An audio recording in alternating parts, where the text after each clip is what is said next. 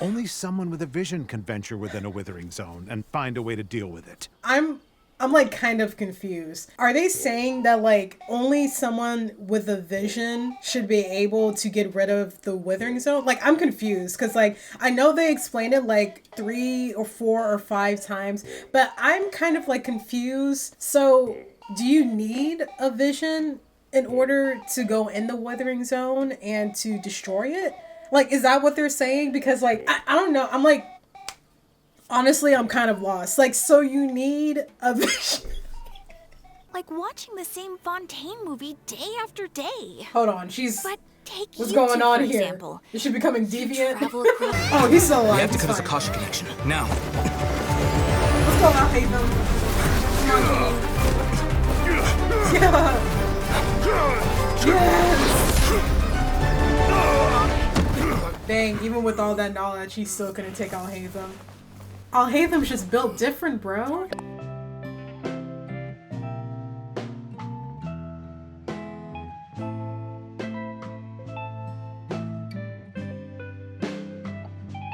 Let's go to Sumeru. Now that we made it to Sumeru, our next objective should be to head to Sumeru City and find a way to meet with Lesser Lord Kusanali. And speaking of Lesser Lord Kusanali, even though we haven't heard too much about her, she doesn't seem to be the same deity who abducted your brother. Definitely not. But even so, people call Sumeru the Nation of Wisdom, you know. If we can get a chance to meet the God of Wisdom, maybe she can give us some useful information. Alright, sounds like a plan. You could not yell at me. Wait a second. Oh, this chick. There's someone up ahead. Dang it, I kind of got annoyed when I saw her. Did she annoy me when I first played this quest? Perfect timing. Now we can just ask for directions rather than wander around like lost adventurers. Hey there. We're not from around here and seem to have gotten a little lost. We'd like to ask for some directions. Huh?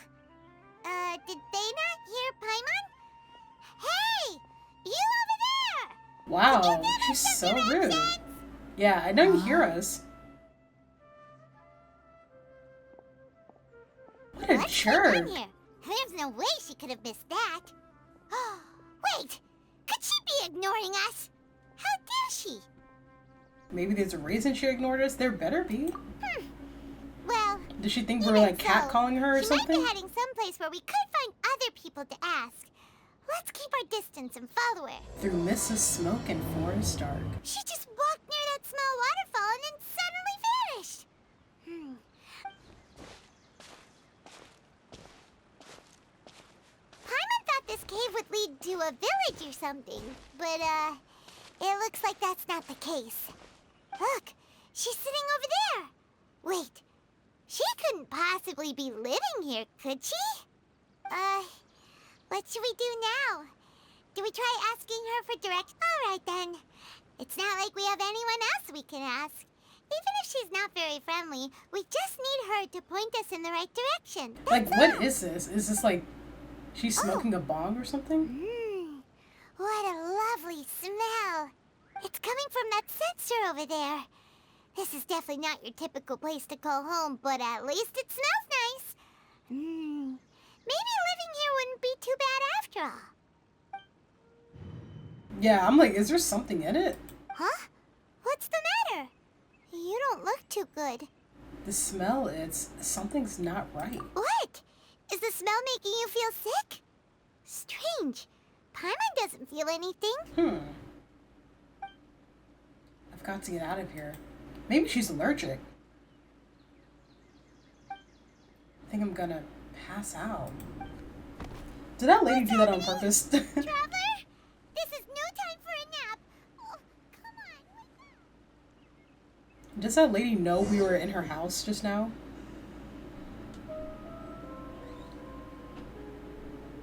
It's the tree of Irminsul. I know I'm not supposed to know that, but I do because I have played this game before, but I didn't pay that much attention. But when I was on my main account, I did pay attention to the Sumeru Archon quest because my friend told me to.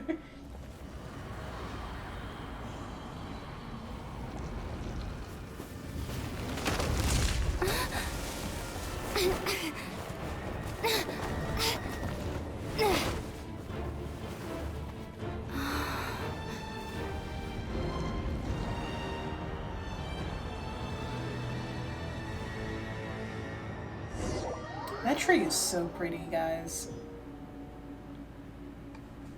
Continue following the voice. I don't hear a voice. This place is so freaking beautiful.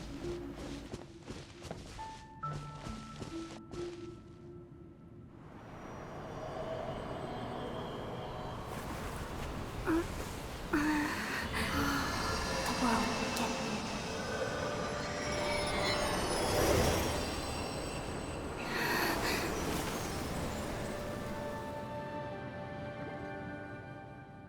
Are you sure it's not serious? The Traveler's been out for a long time now. Yes, you can relax. Believe me, Master is extremely Kale. knowledgeable. If he says that she's going to be alright, then there's absolutely nothing to worry about. Oh, are you awake now? Oh, thank goodness! Traveler, you're finally awake! Where am I? Well, we're at... Good question. Where are we? Hyman was in such a panic when you passed out that she even forgot to ask what place this is. This is Gandharvaville. It was originally built by scholars from Sumeru as a place to rest in the rainforest. Now it's mainly used by the forest rangers as a base of operations. My name is Kale. I'm a trainee forest ranger. My master and I found you passed out during our patrol, so we brought you here. Thank you for your help. Oh, no thanks are necessary. I didn't do anything really. Just take the By the thank way, you. how are you feeling now? Any discomfort? No, I seem to be fine, except this taste in my mouth. It's so bitter. Oh, that's Master's herbal medicine you're tasting. He gave you some while you were unconscious. Before I forget, He drugged me? Master mentioned you should take more medicine once you wake up. Ew, no, I'm fine. I don't need any more medicine. I hate NyQuil. Whoops. Did you... What? Uh-oh. Kale, what's the matter? Were you trying to retrieve the medicine? As I've already told you, you must be careful with these. I'll get it for you once I am finished here. Sorry, Master.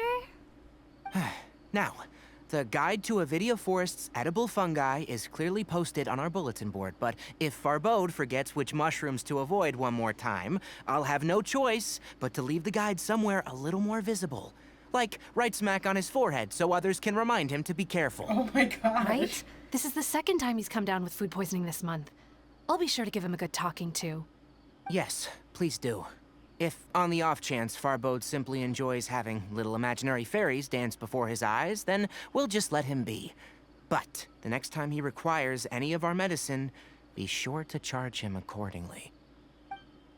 Dang, Tainari doesn't play.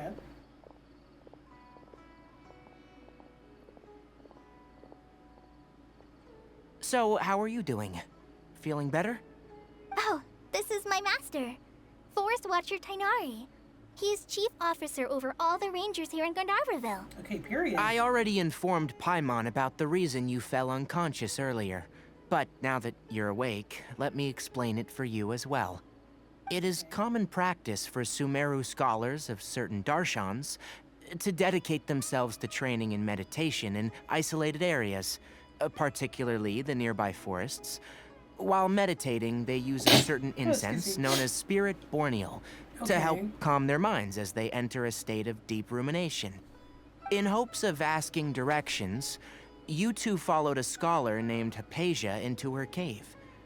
The incense you smelled inside was the Spirit Borneal I just mentioned. Okay. That incense typically has no effect on most people, but for a very select few, it can have profound effects on one's cognition, as you experienced firsthand. Does that make sense? Yes, that all makes sense. You know what's crazy, guys? The voice actor is actually Greg from A Diary of a Wimpy Kid. Like, when I found that out, I was like, wait, Greg?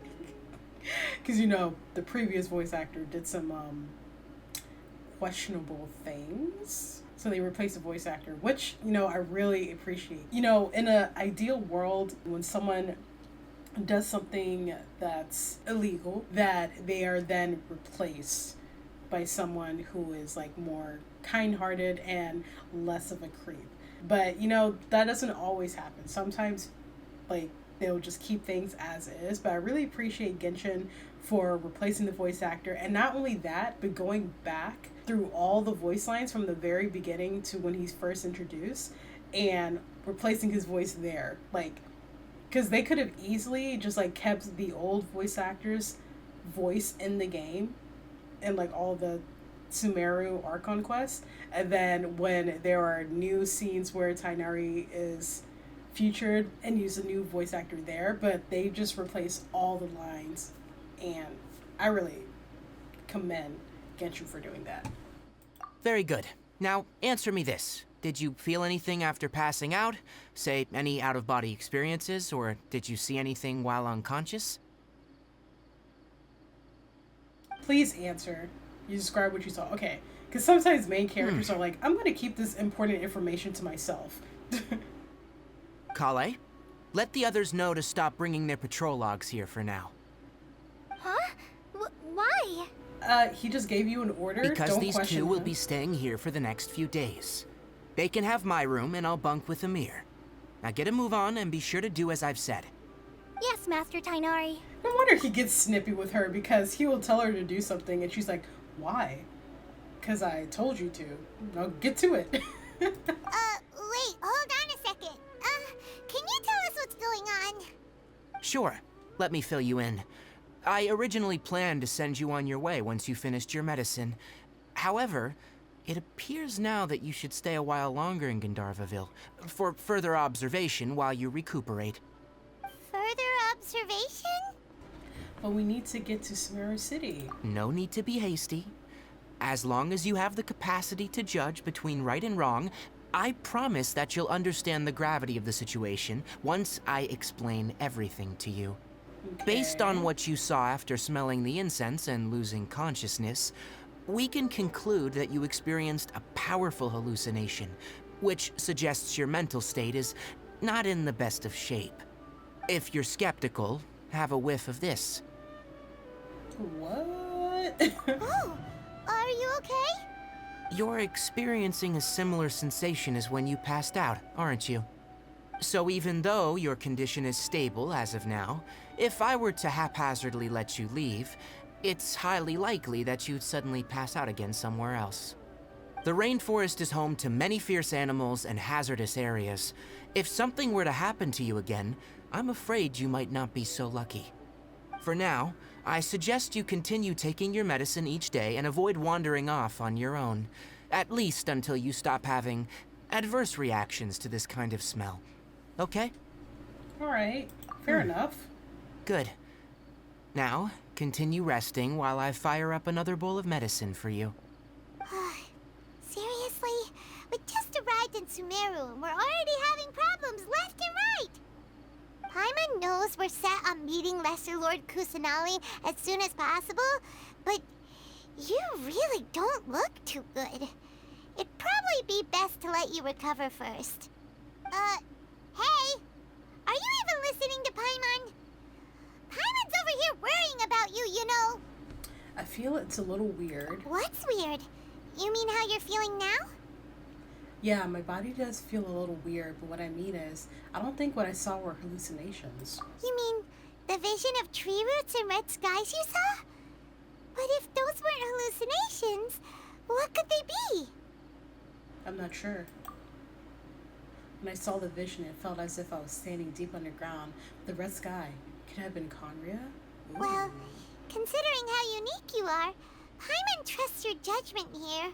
But why didn't you say anything about it to Tighnari? Because he's a doctor and he If doesn't he want to misjudged listen your to that. condition, then there's a chance you could get worse, right?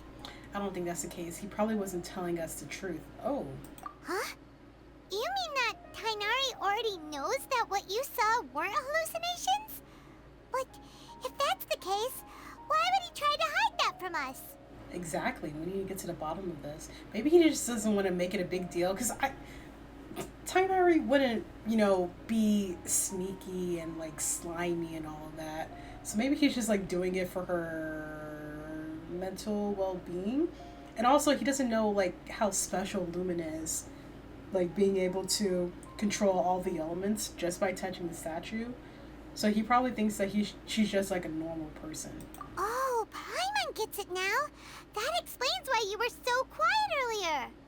Well, She's that always settles quiet. it then. We'll stay here to rest up and figure out what's going on with your hallucinations. But it seems like asking Tainari might not be an option anymore. What do you think we should do? Let's start by having a chat with Kale. No, I wouldn't do that either because they're like, her and Tainari are so close. So if she has a conversation with Lumen, Kale would be like, yeah, sure, I won't tell anyone. And then immediately go tell Tainari. Good idea. Kale's pretty friendly. We can ask her tomorrow about what she knows regarding the Dendro Archon and customs in Sumeru. Okay, well, if it's that, then that's fine. Oh, yay. Within my commissions. Let's wish again. Let's see if being in the Dendro City will help out. My dad is making barbecue after I already ordered food. For a start. Take it!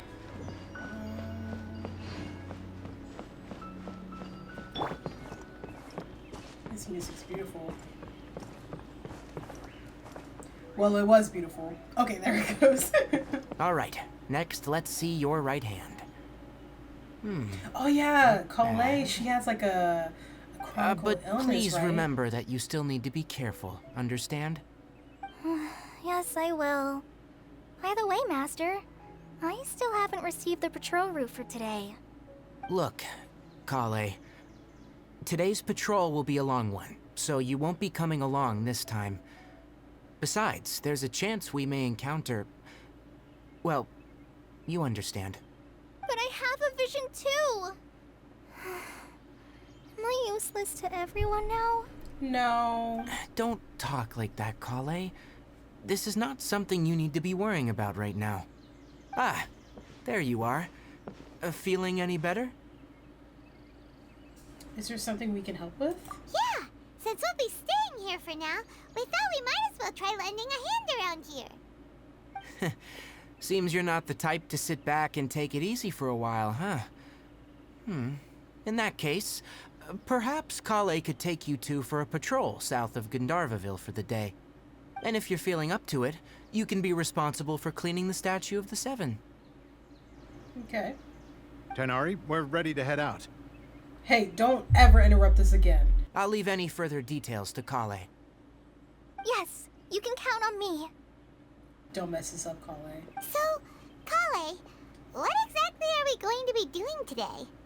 Tainari mentioned cleaning the statue just now, but, that doesn't really sound like the job for a ranger. Well, a forest ranger's responsibilities can be pretty diverse. They handle a variety of tasks, like checking the condition of outlying roads, maintaining forest facilities, ensuring fire prevention standards are met, and providing assistance to travelers and locals. As for Master, well, he has to handle more dangerous areas of the rainforest. Today we can perform routine checks on the pathway lamps as we make our way to the Statue of the Seven. Okay. Sounds simple Paimon, enough. traveler, this way! Aw, her You voice can is leave like the so task cute. of checking the lamps to me. In the meantime, you two can keep an eye out for anything unusual. What is considered unusual? Oh, this lamp seems to be getting a little wobbly. Let me make a note of it. No problems with this lamp. Good. Hey, Kale, like, no offense, but this is kind of disrespectful that Tainari is, like, making you check lamps instead of being on the actual patrol. Like, if that were me, I wouldn't let that happen. I think you should, like, ask for a raise or something. By the way, Kale, do you know anything about the Dendro Archon? You know, what's she like? That depends. Are you referring to Greater Lord Rukudavata or Lesser Lord Kusanali? Greater Lord Rukudavata? Oh, is that the name of the former Dendro Archon? Uh-huh. Greater Lord Rukudavata was Sumeru's first Dendro Archon. She created the rainforest as well as the wall of Samiel around the desert. Her works provided a means of peaceful living for everyone. To the people of Sumeru, She's not only a symbol of wisdom, but also of power and kindness. Unfortunately, she disappeared in a great calamity that occurred a few hundred years ago. Sounds exactly like what happened to Raiden Makoto. Does it coincide with Conria? According to what Masters told me, the sages later found the newly born Dendro Archon and whisked her back to Sumeru. To celebrate the reinstatement of their lost deity, the sages dubbed her Lesser Lord Kusanali and let her reside in the sanctuary of Sarasata. That is such an insult of a name. Then what happened? Like, why they call her Lesser Well, Lord? and then... I'm not too sure what happened, to be honest. Huh? You're not too sure? But aren't you from Sumeru? No, she's from Monster, Yeah, right? I'm from Sumeru. Oh, never mind. But... Maybe it's difficult to discuss this topic with strangers. If that's the case, then don't worry, we understand. No, it's not that. I'm not trying to hide something from you. Besides, I don't consider you two strangers. Why not? We are. Because you two know Amber, right? Oh, right. Wait, Amber? You mean... Wait, how does she know that we know Amber? Amber, Outrider of the Knights of Favonius? Yes, that's her. I once lived in Mondstadt for a while, and she helped me a lot during that time. You could even say that she helped me become a new person. Aww. There's no one like Amber. She lives life to the fullest while always adhering to her strong sense of justice. She's ready to answer the call for action at any moment, but is also very understanding of others. She's like the spark that lights the fire in everyone's heart around her. Oh, that's If so you ask me, nice. she's a prime example of a true outrider. She's the first person anyone coming to Mondstadt will meet. You can't help but be enthralled by her charm and enthusiasm, causing you to fall in love with the lands of Mondstadt. Dang, she's really glazing her.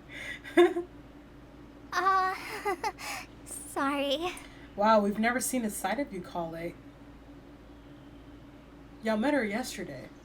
Paimon thought the work of Outriders was a little different from what you just described, but one thing's for sure, you really like Amber. And Paimon does not get it. Sorry. I was rambling on just now. It must have sounded kind of weird. It's alright, Kale. Knowing that you're a friend of Amber somehow makes Paimon suddenly feel a lot closer to you. So, how do you know that we've met Amber? Like, did y'all Well, after I text or returned to something? Sumeru, Amber and I have stayed in touch by writing each other letters. In one letter, she mentioned that Mondstadt was attacked by a fearsome dragon, but the city was saved by a mysterious blonde traveler and their floating companion. I knew you two were the ones she mentioned in the letter the moment I saw you. But, considering everything you've been through that day, I thought it'd be inappropriate to bring it up. Ah, so that's how you knew. Yep, so please know that you two have my complete trust. Really. I wish I could Okay, tell you fair more enough. about the Dendro Archon, but I have been away from Sumeru for some time, and I haven't read any books. Sorry. That's alright. You've already helped us a lot. We had never even heard of Greater Lord Rukkhadevata or the Sanctuary of Surasthana until you mentioned them. Oh, I'm happy that was helpful. There is one thing I want to ask, though. Why do you two want to know about the Dendro Archon? You explained the purpose of your journey to Kale. So that's why you're here. Thank you for telling me your story. Don't mention it. We are friends after all, right? Dang, you're fast friends. Okay. Paimon's right, we're friends. Dang, I've never became friends with anyone this fast. My thing is that can Archons, they can create land? She said Greater Lord Rukkhadevata. I'm sorry, that's going to be hard for me to pronounce. But Greater Lord Rukkhadevata, she made the rainforest. So can Archons just do that? Because, like, I know, like, Zhongli, I think he made, like, pillars of rocks, so it makes sense that he can make land. Because, like, you know, geo, rock, and all that. But, you know, it's just, like, it's just interesting. Like, have all the Archons in all their regions, have they made the land? Alright. I know what it looks like. We're not in Sumeru yet. It's been like over a month since I've recorded Sumeru. Life happened. Things happened. But I'm back now. We're back in the Genshin story. Okay. And we're gonna go back to Sumeru. Do not acknowledge that my hair changed since the last scene. Oh my gosh, I'm freezing. That's how long it's been. The last time I recorded, it wasn't cold in Texas. Huh. Now that Paimon looks at it, the deity that's carved on the statue is kinda small. Yeah. Do you think she's supposed to be Greater Lord Rukkhadevata or Lesser Lord Kusanali? Maybe Lesser Lord Kusanali. The name does seem to fit the statue somehow. Well, anyway, we'll have to figure that out later. Let's get started on cleaning the statue. You and Paimon meticulously clean the statue. Nice work. That's one clean statue. Let's head down and meet up with Kale. Where is she? Where is she? Oh, there she is. Oh wait, hold on. Where's Kazuha? Want me to come along? Yeah. It's my traveling buddy. Kale, we're back! Welcome back! You must be tired after all that climbing. Let's take a little break. I brought some fruit and water for us. Yay, food! What kind of goodies did you bring? Paimon, some restraint, please. Hey, don't be a party pooper. It's not like Kale is a stranger or anything. Besides, the best way to compliment a chef is to show passion for their food. Xiangling taught Paimon that. I prepared a nice portable dish that forest rangers like to eat called pita pockets. I hope you'll like them. You mean pizza pockets? Where's the hot pot? No! Great. You left it on the And now we're gonna starve. Not to worry. I wrapped a few layers of oiled paper around each pita. They should be fine. Okay. Oh, whew. Paimon nearly had a heart attack there. You enjoyed the pizzas together with Kale. Those pitas are amazing. You're quite the cook, Kale. Thank goodness you wrapped them in paper. Paimon wouldn't have been able to sleep at night knowing something so tasty had been wasted. You really know how to compliment the chef, Paimon. Since you liked it so much, I'll be sure to give you a copy of the recipe sometime. I'll even include all my personal cooking pointers, so you'll be making your own pita pockets in no time. Yay! Thanks, Kale. It's hard to believe someone as diligent as you could have clumsy moments too. Oh, I guess it happens from time to time. So, I don't know why, that was kind of rude. don't you think that Tainari's a little too strict with you? He won't let you touch anything without his permission. Paimon knocks stuff over all the time flying around the Traveler, but she's never said anything. Everyone has their clumsy moments. No, you've got the wrong idea about Master. Sure, he may seem a bit harsh at first, but with some time, you'll see that he's actually very kind-hearted. I've heard the veteran rangers say that Master is from some ancient and mysterious race that is known for their cunning wit and reclusive nature. Really? But Master is actually very kind at heart. Okay. Oh, by the way, you've heard of the Academia, right? Well, there's a group called,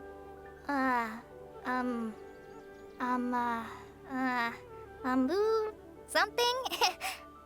Well, anyway, because Master does a lot of research on plants, sages from the Academia have written him many times, inviting him to take up an official position there. Oh, yeah, I But remember Master this. declines their offers every time, saying, Sumeru City is too noisy. It'd be bad for my ears.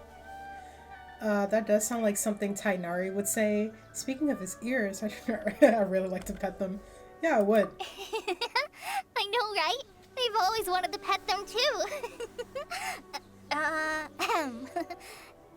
Anyway, Master could have easily left the rainforest to take up a position at the Academia, but he chose to stay here instead as a forest watcher, helping the locals every day and passing on his knowledge to trainees. In fact, Master's the one who taught me how to make pita pockets. Really? Paimon would have never guessed that. Oh, Oh, speaking of Tainari, he was the one who took care of you after finding you passed out yesterday. He even carried you all the way here. Really? He doesn't even look like he can carry a twig. Though.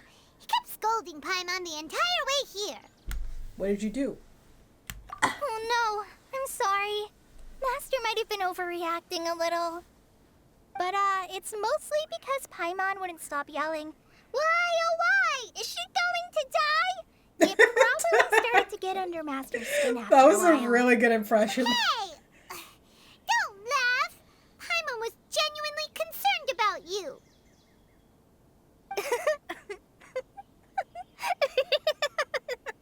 Hey! Now even Kale's starting to laugh. Ugh, that's it! Paimon won't forget this! It's time for some primordial wrath! No! Don't touch me! Oh. Oh, she was serious? I thought she was like, oh, don't touch me. I thought it was like that way, but she was like, no, don't touch me. Don't put your hands on me. Back up. Like, oh my gosh. Kale, what's the matter? Oh, sorry, Kale. Paimon didn't mean to scare you. But also, set boundaries. No, I just... I didn't mean that. Kale, are you okay? What's the matter? No, I'm... I'm fine. I'm sorry. I must have startled you both reacting like that. Oh, well, it's getting late now. Let's hurry back to Gandharville.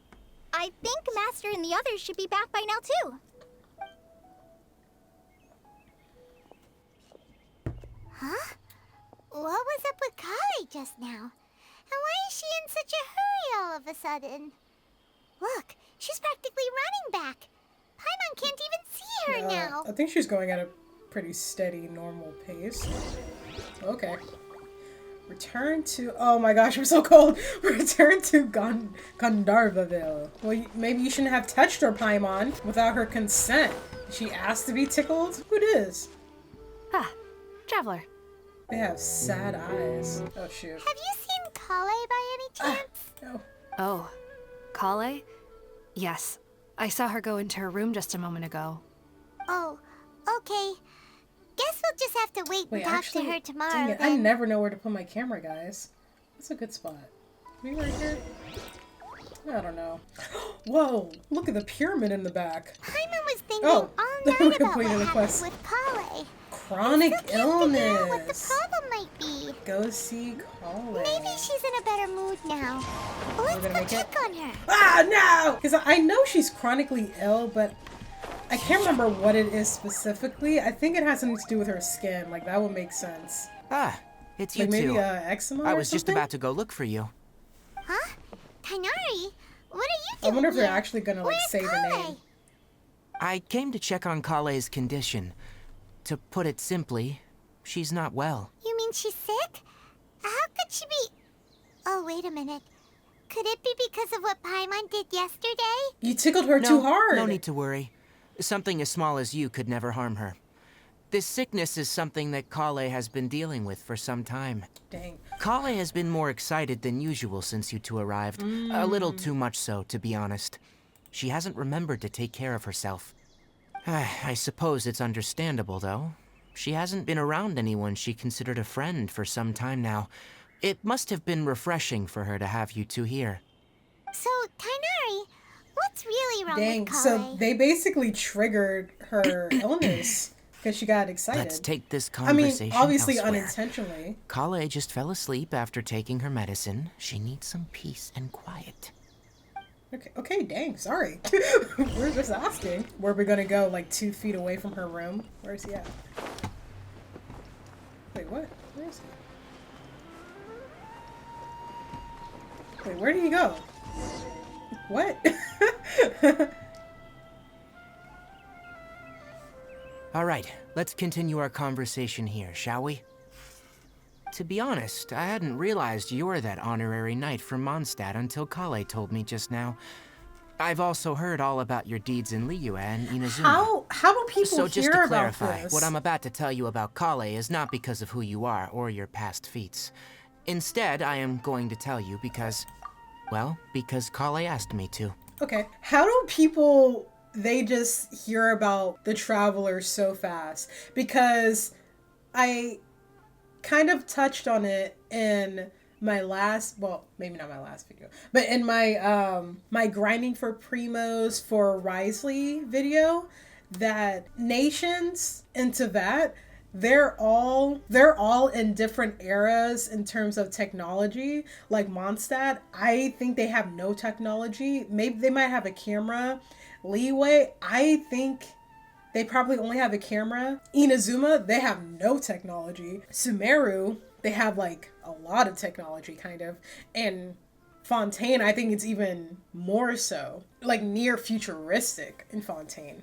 It just makes me wonder how people are able to hear about the Traveler and kind of like know who she is when they see her. I mean, I guess there aren't that many blonde characters, I don't think. I mean, she doesn't look that foreign depending on what nation she's coming to. Like in Mondstadt, she for sure looks like a foreigner. I would say like she can kind of like fit in. It's interesting whenever they're just like, oh yeah, I heard about what you did in Liyue when you killed Osile and his wife. Oh, I heard that you saved Davala in the Four Winds. Oh, I heard you stepped up to the Shogun and Inazuma. Like how like how are they hearing these things so fast when each nation, they're just like, and just very different eras of technology. It's so weird, especially in Inazuma. Like how would they hear anything? Like I think someone once said that they get their news from people that they trade with, like people like Beto that like come into the port and they'll be like, oh yeah, there's like this blonde girl looking for her brother, and yeah, she did this death ceremony for the Geo Archon. Oh, he's dead, by the way.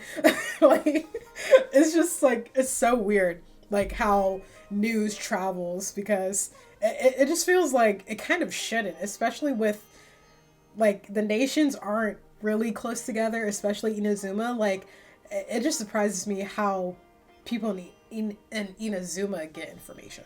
Just And things I think honestly about. speaking, I was against Kale revealing her past to you. But she insisted, saying you two treated her with sincerity and as a friend. So now she wishes to reciprocate the gesture. Aw. So, Tainari, Even though she doesn't what have exactly to, but is that's wrong nice with of her. Kale? You said this is something she's been dealing with for some time. Just how And serious pretty is vulnerable it? too. Right. Ever since she was a child, she's been afflicted with a disease called Elazar. Elazar? I wonder if that's like a real Yes. disease. It's a disease unique to the lands of Never Sumeru. mind. It is characterized by dark and hardened scales that form on the body. Oh wait, because like At first, the afflicted may only feel mild numbness on affected areas of the skin. However, as the disease progresses, one may begin feeling fatigued and even experience peripheral paresthesia. what? Okay. So Elazar, I think like the word itself is related to lizards. So it makes sense that it has like a scaly material to it. Bro, people who are chronically ill, like how do you do it? Like I guess like you have to. But it's just like, man, like living with something like that on a daily basis, I can't imagine the kind of strength you need to have in order to endure that. And that's just like, that's awful. Especially if it's like a chronic illness that is invisible to people and people just treating you like, you don't look that sick to me. Like, you don't know what they're struggling with. Like, it's just props to y'all. Because I can't imagine just like the mental fatigue that comes with of just like dealing with that. Like it takes so much strength to deal with a disability, with chronic illness, and my heart goes out to all of y'all. Like I'm sorry that you have to go through it, but I'm glad that somehow you're getting through it. You know, it's awful. Especially if you gotta deal with doctors who don't take your illness seriously. Like, bro, life is hard enough. Like, can you help? Y'all are so strong. An inspiration. In its final stages, The disease strips a person of the ability to control their own body, and they effectively become completely immobile. That sounds terrifying. They'll lose all control over their body? Wait, hold on. So when Kale seemed to be acting a little clumsy Oh earlier, my it was gosh. Correct. That would be the effects of Elazar, which is precisely why I do not want her carrying or holding anything, lest she ends up hurting herself. Oh man. See, I love when Genshin does stuff like this, where, like, they didn't have to add this scene, you know? They could have easily just had it in, like, her character description, like in one of her voice lines or something like that. But they actually made this a full scene, a full chapter even.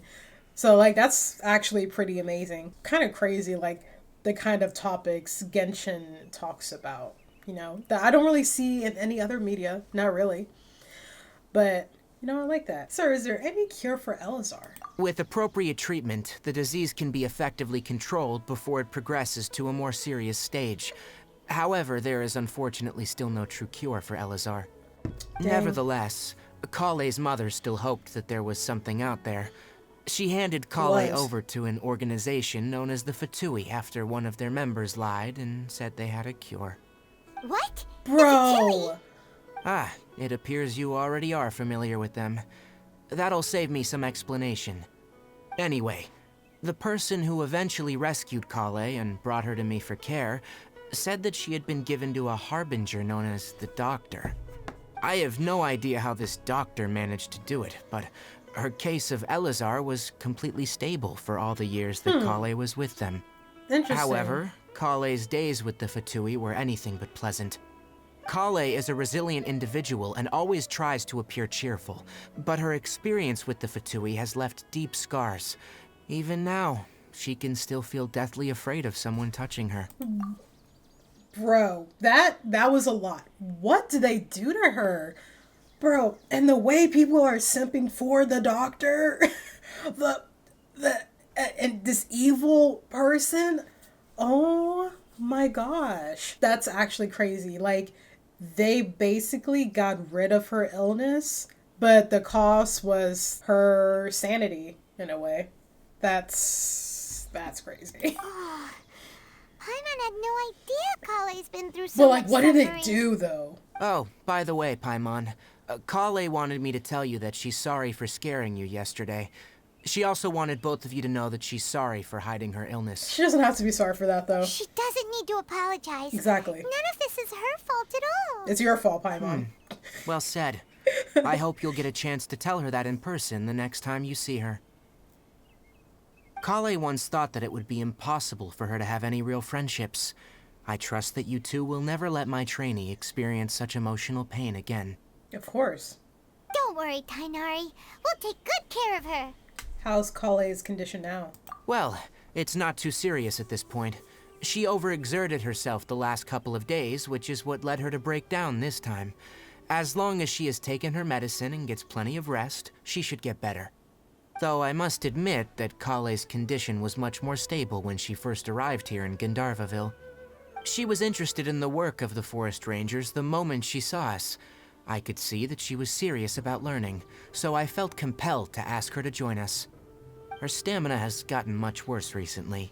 Though a moderate amount of physical exercise is always necessary, I'm afraid the long-distance patrols are a little too much for her now. Alright, now that I've told you about Kale's past, I think I'll head into the rainforest to find some ingredients needed for her medicine. I'll see you two later. Can we come along? Why? Why? Like, don't we have an Archon to see about your brother? Like, can we come along and help you pick some flowers? The heck? But, what was I gonna say? It's like, it's nice of Tainari to allow Kale to be with the forest rangers. And it doesn't seem like he did it in a way as pity. It seemed like he knew that she would actually take it seriously, and he's like allowing her to be a part of the group, but also like trying to give her work that would mean something, but also not overexert her, which I like really appreciate. I don't want to come along though. We'd But I like guess to do we're going. something to help Cully too. Oh, it's helping her. All right, Okay, but I then must then yeah, warn you two, we should go. The rainforest is a dangerous place, especially for someone who's still recovering. Yeah, right. Please don't continue the dialogue. I don't need to hear it. Nilot palalotuses can be found all over the rainforest, but it often grows right here around Gandharvaville. The Nilot palalotus grows in the water. When fully matured, they look like giant blue flowers floating on the water's surface. Wow, Tainari, that's great. It's not as if I was grinding for said flowers when trying to ascend you. Around a very small flower. You should note that many of the plants found in Sumeru have names that are contrary to their species. Take the Cowpelata, for example. The plant is not a lotus at all, but rather a vine. And then there's the Sumeru rose, which is not a rose, and is completely contrary to its name. Oh. Huh. Okay then. I was like, oh, okay, I Never don't bring up care. the topic of flowers with Tainari. Exactly. There should be Nilot palalotuses. If you could manage to... We'll rendezvous here. Is that not what I just got? Okay. Let me have a look. Good. I'm glad you two came along. Your exploration experience helped save... Hey, Tainari! Okay. I'm like, let's get it going. What? What do you want? Oh, Tainari, someone's calling your name. They're dressed like a forest ranger. Oh wait, is this the withering Yes, part? that's Amir and the others. But didn't they just set off not too long ago? What are they... Let's go find out what's going on. Yeah, let's go find out. It's not that I'm like rushing through like the story itself. I'm just rushing through unnecessary dialogue. Because y'all know how sometimes Genshin, it would just be having just lots and lots of dialogue just to get you from one area to the next. Kind of like how Uncharted and Last of Us do, except they do it wonderfully. But I just skip those because I'm like, I don't need to hear all this. Tainari, thank goodness we found you here. We were just about to head back and find you at... What's going on? We just discovered a withering. The withering is back? Can That's you what I tell thought. me? It's up ahead, deep in the river valley. It's okay. appeared in a spot that Okay. blocks nearly the entire... And the Wow, radius of the okay. contamination? Sorry. No one in our patrol Okay, I understand. Wait, Tainari, what up? You two have only just arrived in Sumeru. Shut There's up. a unique type of anomaly that occurs in the Sumeru rainforest. It's called the withering. Yeah. The affected areas not only cause nearby vegetation to wither, but it's also lethal to wildlife and even people. If you don't carry a vision, then you should think twice before approaching such places. Yes, I don't have a vision, Amir is but I don't absolutely need right. that. I wasn't kidding when I said the rainforest is a dangerous place. As Amir said, only someone with a vision. That is, the... That's right. If any of the forest rangers without a vision come across a withering zone, we first make a record of the location and then have a ranger with the proper abilities deal with it, like Tainari here. Only someone with a vision can venture within a withering zone and find a way to deal with it. Wait, hold on. I'm like kind of confused. Are they saying that like only someone with a vision should be able to get rid of the withering zone? Like I'm confused because like I know they explained it like 3 or 4 or 5 times, but I'm kind of like confused. So do you need a vision in order to go in the withering zone and to destroy it? Like is that what they're saying? Because like I don't know. I'm like honestly, I'm kind of lost. Like, so you need a vision.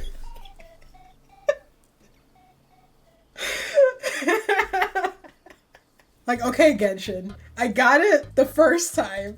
I got it the second time. I got it the third time, the fourth, and the fifth. How many times are you going to tell me that you need a vision in order to go into the withering zone? Like, I got it. I can also control the elements. But you don't seem to carry a vision. Yeah, I know. It's crazy. Because I know you said something like you need a vision to go in the withering zone or something like that. That's what you said, right? But I don't have a vision. So can I go in the withering? I don't know. I'm just as confused as you. Don't worry, she may not have a vision, but she's a real pro at using the power of the elements. Seems the rumors about you were true then. In that case, all right, you two may accompany me.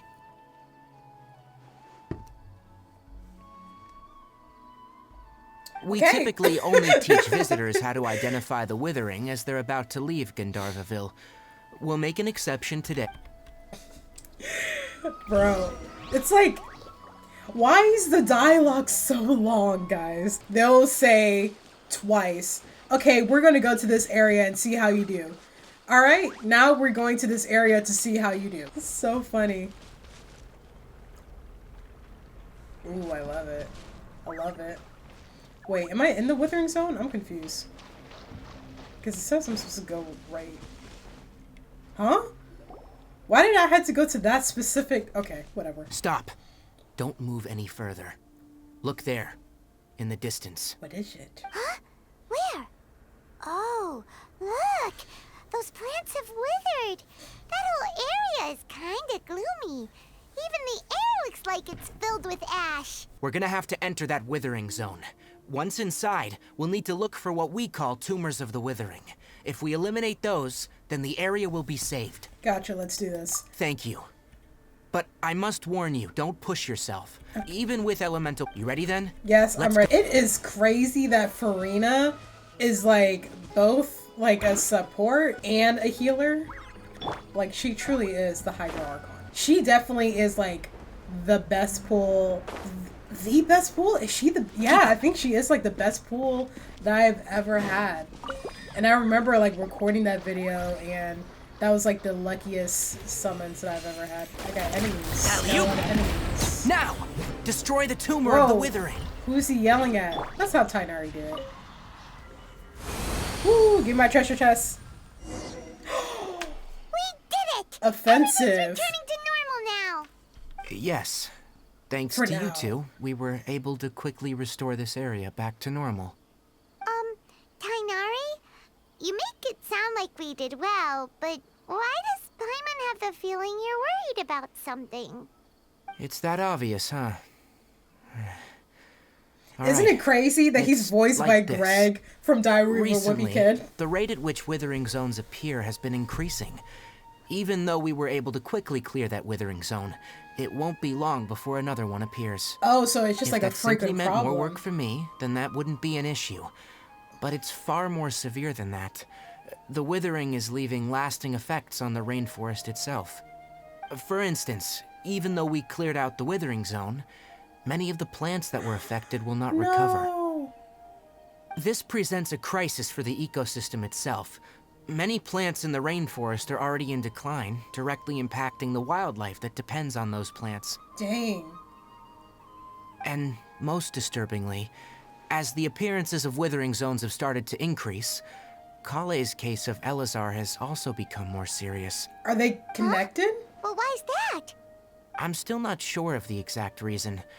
However, I've received word from acquaintances at the academia that similar cases are being reported for patients with other conditions. That's weird. Is there no way to permanently get rid of the withering? Like, yeah, like what are y'all doing for like this kind of thing to be happening to the land? Like these seem like curses. Are you showing respect to your Archon? Because like, wait, hold on. That would make so much sense actually. Because Archons are not only tied to the people because, you know, the people, depending on how much faith they have, gives or takes away the power of their Archon. And Inazuma, even though like the people, they believed in the Archon, it's like they had faith in her, but only because they were in fear of her, you know? And the way that she was, like the Shogun, it's like she was going with this internal battle inside her mind, and it got to such a point that it affected the land itself. Because like, even though the people had faith in her, because it was fear, there was just so much chaos in Inazuma. There were trees trying to strike you with lightning. There were areas that were permanently raining and storming all the time. And like there are areas that have this kind of poisonous electro effect if you go in those areas. It's because of the relationship of the Archon with its people, which is my theory. I don't know if they ever like said that in game, but that's just like my theory. Because in Sumeru, they call their Archon Lesser Lord Kusanali, in my opinion, doesn't feel like a cute name. It feels very demeaning. Because, like, you compare Greater Lord Rukkhadevata with Lesser Lord Kusanali. Like, you tell me which one has more respect to the title. It feels like... I thought I had co-op off. I'm sorry, Kinich, not today. But that's what it feels like to me. Maybe she feels like she's not being respected by her people, and it's manifesting into withering zones. But I'm not really sure why the withering is connected to people that have Elazar. No, none that we know of. The withering has been recorded Sorry, in that Sumeru was so for long. millennia. It's said that it originates from the depths of the world. Oh, by the way, have you heard of Irminsul before? Oh, that's random. Okay, so it's always been a thing. Okay, so that kind of negates the theory that I had. Nahida, she's 500 years old. And so maybe 500 years before that, maybe the Archon before her also, like maybe she had some issues going on and then it just passed down to Nahida. Oh yeah, what I was going to ask earlier, why do y'all think I call her Lumina. Why do y'all think Lumen doesn't have a vision? Like her and her brother. Like, do they not have enough ambition? Because I feel like she does. But, I don't know. Or is she just, like, so powerful that she doesn't need a vision? I mean, like, obviously that. But, like, with the context that you get a vision because of your ambition, it feels weird that she just doesn't have one. It would make more sense if she was given a vision, but she was still somehow able to control other elements without the respected visions. Like, what if she got like an animal vision at the start, and then she all of a sudden could have pyro powers, and everyone's just like, whoa, hold on, do you have a delusion? And she's like, no, I just got this vision right here.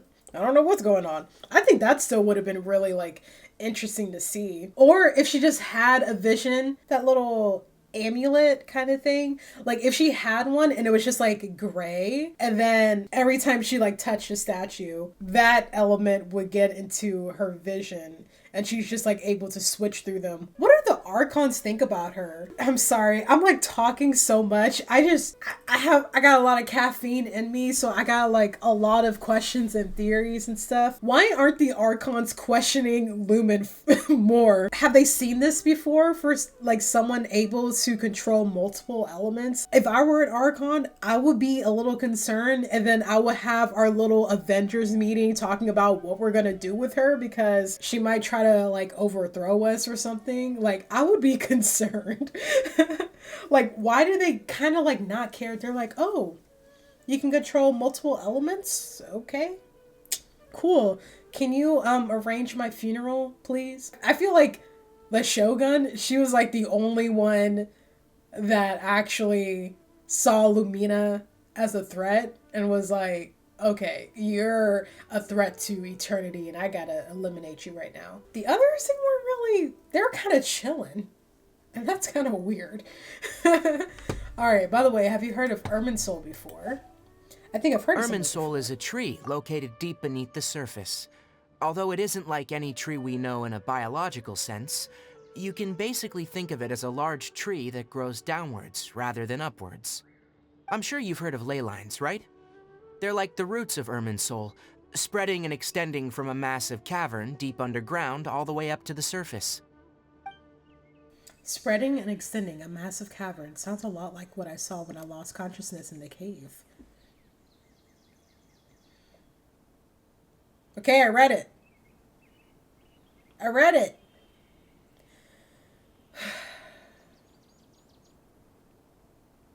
Ley lines continually absorb the memories of this world, which are then funneled into Irminsul, allowing it to collect knowledge and wisdom from ancient times to present day. What? That is scary. That's scary. The Dendro Archon is known as the god of wisdom because her consciousness is directly connected to it. It is also said that the Dendro Archon's power is a manifestation of Irminsul. Guys, we're getting so much lore. Oh my gosh, I really hope I remember this because this is so important. Like the ley lines, like the things that you use in your dailies, like those. So like those collect memories And they're like what's a modern way to describe it? The only way I can describe it is like ley lines are like phones. Phones are constantly collecting your information, whether you accept or reject those cookies. Like your phone is constantly listening, even if you have Siri off. Facebook is always listening. All of your information just goes to, I guess, Facebook. So Irminsul is Facebook.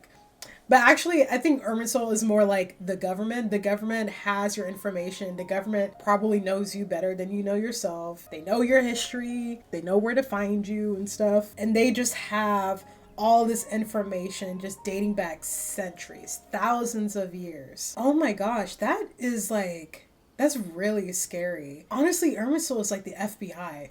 Irminsul is the FBI. If the Archon, if she's like connected to Irminsul, that's too much knowledge, isn't it? It's like that one scene in Toy Story where that monkey with like the bug eyes is looking at all those screens. And as for the withering, its emergence is related to a disease that's affecting it. Because he said ley lines are like the roots. And if the withering is hurting the roots and the roots are connected to Irminsul, that means that it's either getting Irminsul sick or Irminsul was sick and the withering is just like a manifestation of Irminsul being sick. That's right. My ancestors learned of this from Greater Lord Rukkhadevada's familiars a long time ago. But even those mysterious creatures did not know of a cure for Irminsul. Oh, so it's I'm she's afraid been sick we for a long Rangers time will be then. battling the withering zones here for a long time, until a cure is found. All right, that's enough on this topic for the time being. Now that we've taken care of things here, it's time for us to head back to Gandharvaville. Bro, I don't know why. Something about that lore was just so good. Like, I don't know what it is, but Want me to come along? that, like, even though it was kind of like complex to understand, and I was kind of like, okay, so this. I still like really liked it. Like, that was really good. They're not just dropping that information and just leaving it there. Like, it's gonna come back around. Just so you guys know, I've already played the Sumeru Archon quest. I already like know bits and pieces about it, but it's been like so long since I played it, so I don't remember everything, but I still like remember a few stuff. But it was definitely my favorite Archon quest because I haven't played Fontaine and Natlan. So far, it's my favorite. I loved it so much. But I'm Tainari, excited to you all made it back. experience it How did again it go? because I really The liked withering it. zone you reported has been taken care of. No need to worry. Especially since I'm like paying full attention. So I'm getting details that I didn't catch the first time because I was like rushing through the dialogue no. before. Hypatia! Wait, he speaks bird? Or is that her bird? Huh? What's wrong, Tainari? Does he speak bird? This Duskbird is Hypatia's designated courier for urgent Oh, news. okay. You do remember her, don't you? She's the scholar you and Paimon were following when you first arrived in Sumeru. Oh, the jerk who ignored us? Yeah, I remember How her. could we forget? Even though that was months ago, so I did remember. something happen? Let me see what's written in the letter first. So what's it say? And what's with that weird expression on your face? Just let Paimon read it. Huh? All Paimon sees are 3 squiggly lines. Yes. Can I see? Allow me to explain. After we brought you from Hypatia's cave to Gandharvaville, Hypatia resumed her meditation. She must have just finished. It's been nearly 3 days since she's had anything to eat, and it appears she's forgotten to prepare some rations.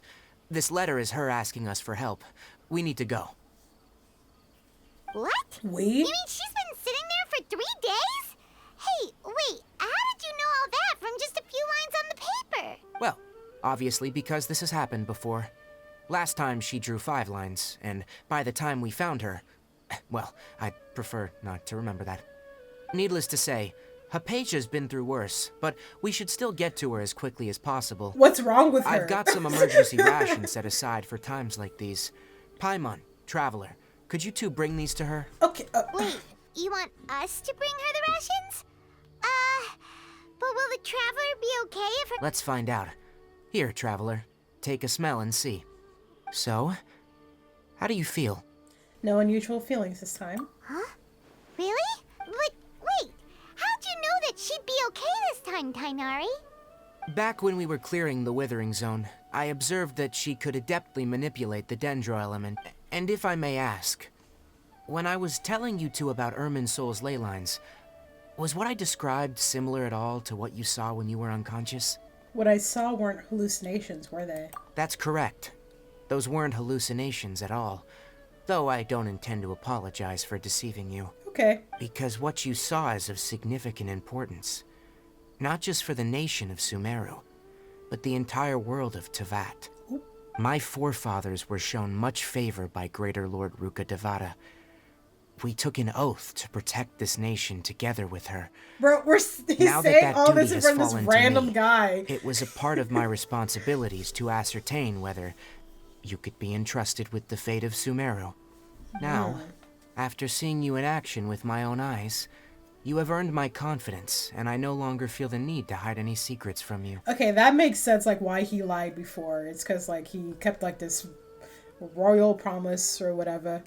So what exactly was it that I saw? When you passed out, your consciousness had connected directly with Irminsul. Dang. What you witnessed were actually real memories contained within Irminsul itself. Dang, that sucks because I can't remember. I could try to tell you more, but it would be better if you went to ask Hypatia instead. Her focus on meditation and use of Spirit Borneal are aimed at establishing a connection with Irminsul, just as you did.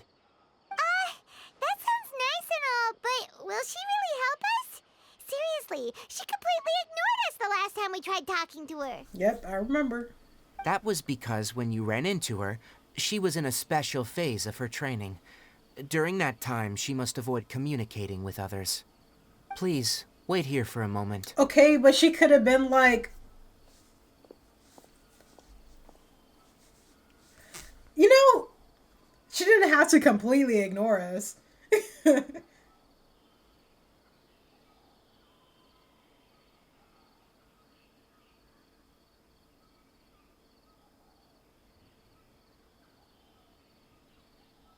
Here, take these.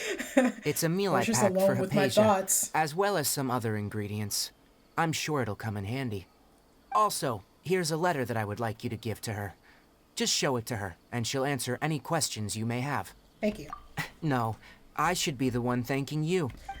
Okay, let's go. I have some questions for Hypatia.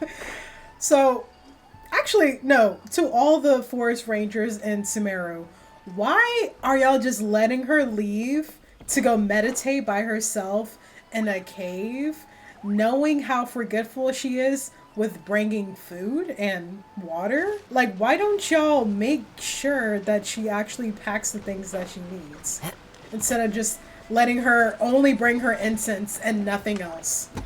Oh, dang it. Oh, wait. Duh, I forgot. You guys remember when I said I would pull for Nahida? Good times, huh? Good times. Hypatia should still be in the cave. Let's go inside and see how she's doing.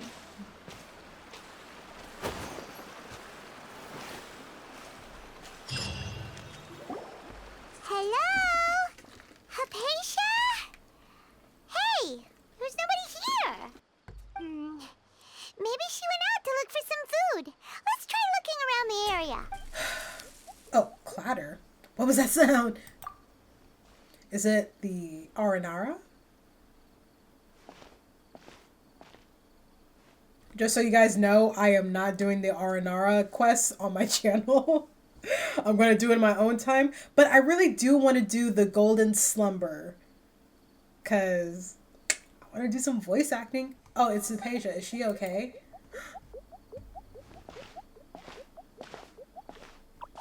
Look at this little thing. This little turnip. This little turnip boy. Oh, don't be afraid. Oh, wait. Hold on. I hated this part. Is it this part?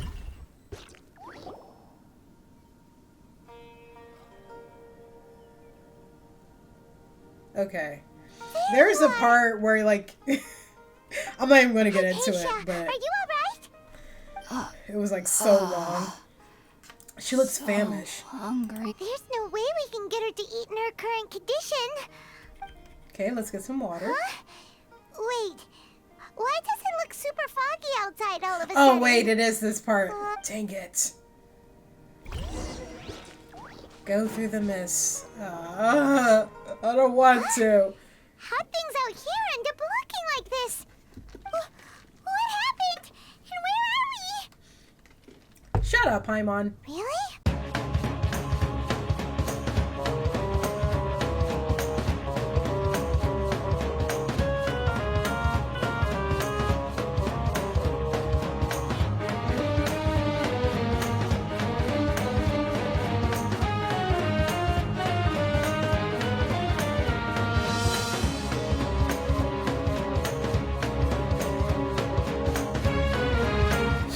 You know, after Daisyl's quest, I can't look at Hilichurls the same.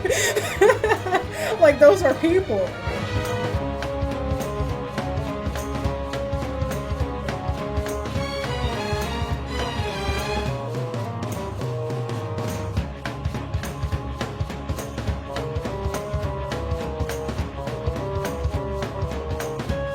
These freaking R&R, I hate them. Always playing games, making statements. Oh my god, those.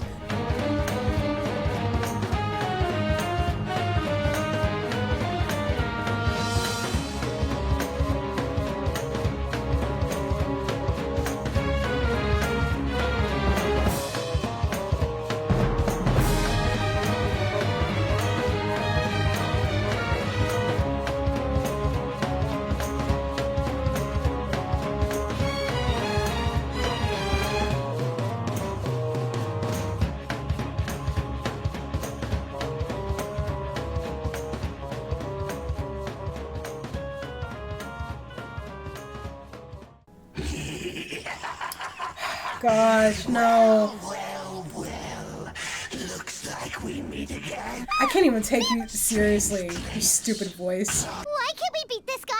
Oh, Paimon doesn't get it. We faced others like him before. What's wrong this time? Traveler, though you may have managed to avert countless crises before, your good fortune was bound to end sooner or later. It's time you realize how weak and powerless you really are. My journey went on in here. Your brother. Oh, pitiful traveler. Are you really so ignorant? Or are you just living in complete denial? His Highness has long since forsaken you. Your meager existence in his eyes is that of an annoying bug, only to be stepped upon. Oh, she felt that. The bonds of love and family which drive you to find your sibling are utterly gone. Your journey is meaningless. Bro, shut up. But don't you fret now. Today will be your last. Now die! Bruh, turn off your voice mod.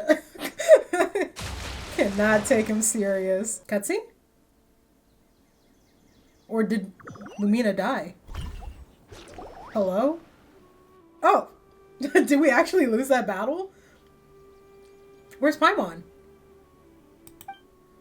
What was all of that just now? Strange. I feel like I was just dreaming for a moment there, but I can't remember what I saw. Really? That fast? I remember my dreams in detail. What do we do? We haven't seen Hypatia anywhere out here. Oh, there she is! Quick, let's see how she's doing. It's like it So never happened. I sweet. guess only Lumen experienced it. Well, What the the- good news is that she's still conscious. Hey, why'd you drop her food on the floor like that? Oh yeah, it's like none of that ever happened. So Paimon doesn't even remember. Sorry, I kind of zoned out for a second there. Are you okay? That's really not like you. Anyways, we can talk about this later. We better make sure she's alright first. Okay, like if me and Paimon are like besties like that, I would have Wait a sec. like Look at all this fruit quickly lying told her around like her. everything that happened. We can put that to good use.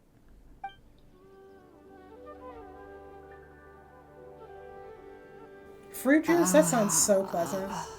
Who is there? Tainari, is that you? Wake up! Huh? You can relax, Hypatia. Tainari sent us here to bring you some food and water. Here, we have a letter that he asked us to give you.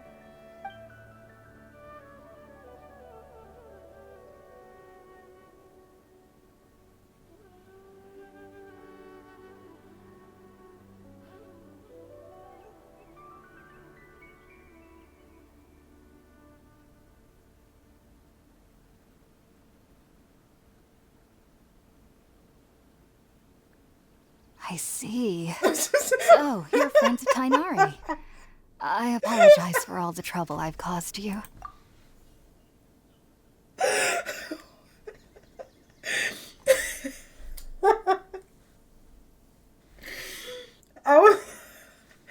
I was looking at that thing so hard, and I was just like, it's kind of on the screen for a while.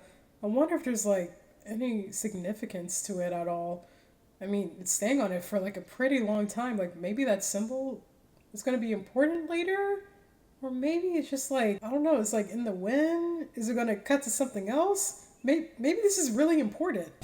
That was so funny. I'm like, that was a good 10 seconds of just looking at that thing just slightly moving. I'm grateful that you came so quickly to save me. You even brought all this fruit. Well, actually, we didn't bring the fruit. It was already here when we arrived. We were kind of wondering about that, actually. When we found you here, there was all this fruit lying around and even some juice dripping from your lips. How did you end up like this anyway? Oh, really?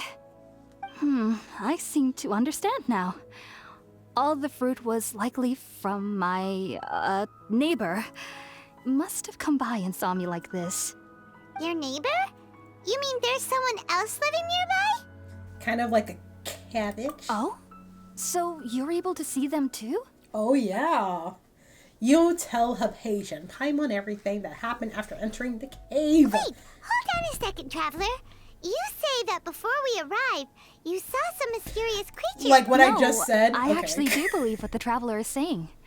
I myself had a similar experience once before and ended up scaring my timid little neighbor here.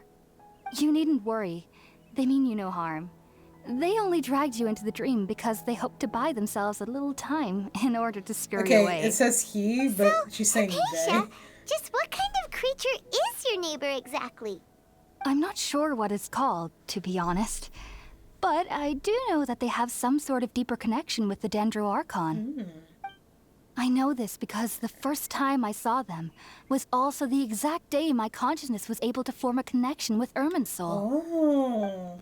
Oh, so Even once you... after I opened my eyes and stopped meditating, my heart was still pounding, and my mind was racing with all the knowledge that I had touched. So once you touch Irminsul, you're able to see the Aranara. It's kind of like how in Harry Potter, when you see death for the first time, you're able to see those weird looking horses. I love like lore like that. I don't know, something about it.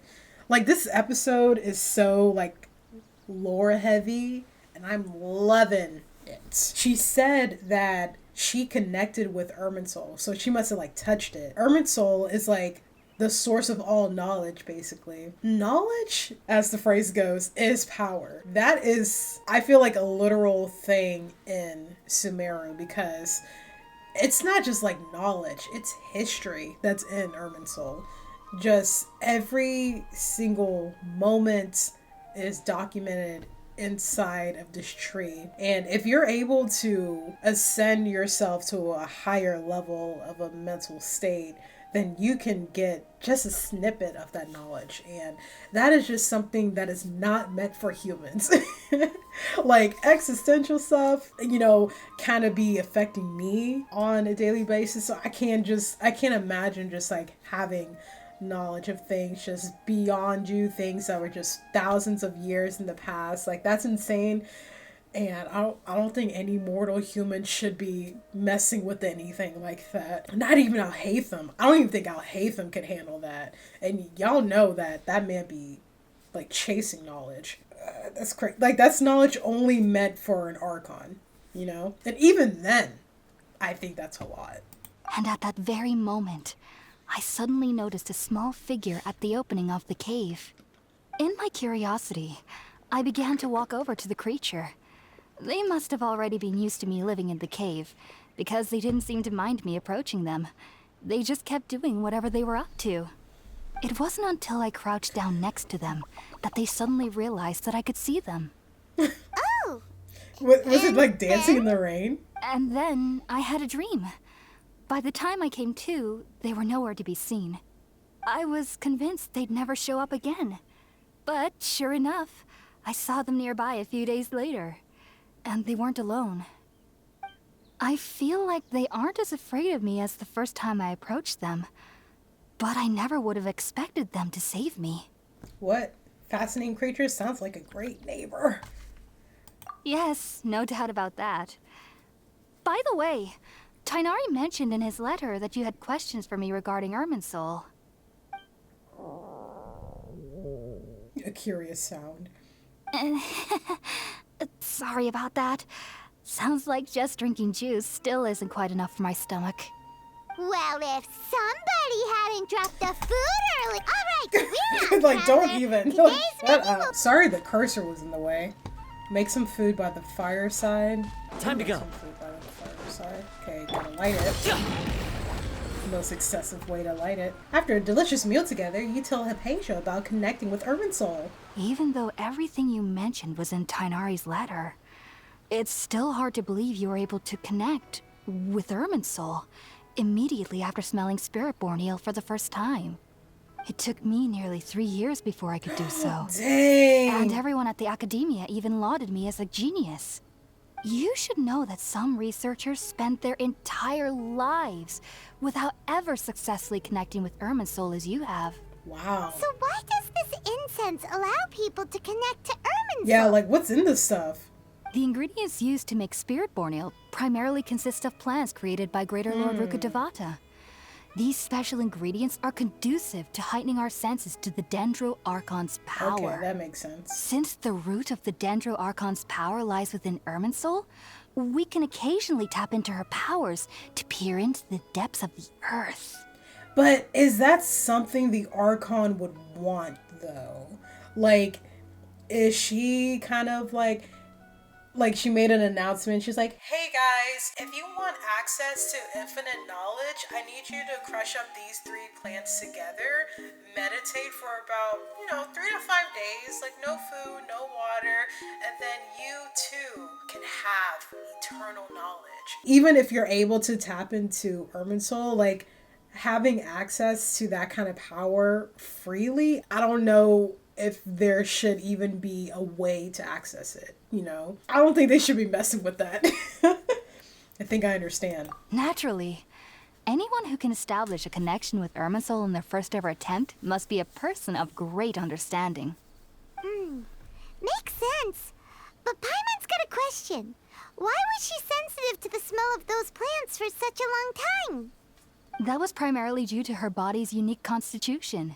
Stimulated by the incense, she could perceive the Dendro Archon's power and experience the sensory overload, hence the adverse reactions. Okay. Taking in any scent similar to the ingredients of Spiritborn ale would cause adverse effects.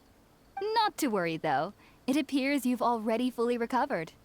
Technically, your body should still be sensitive to the powers of the Dendro Archon, but unless you're using intentional meditation techniques, the scent of Spiritborn ale should no longer trigger such reactions. Whew. Well, that's a relief. Man, people were I mad must concerned admit, about Lumen. I am quite envious of your abilities. Oh, Even if it meant suffering from pounding headaches for the rest of my life, I'd consider it worthwhile so long as I could connect with Irminsul at will. See, like, that's... Whoa. You're really serious about this whole thing, aren't you?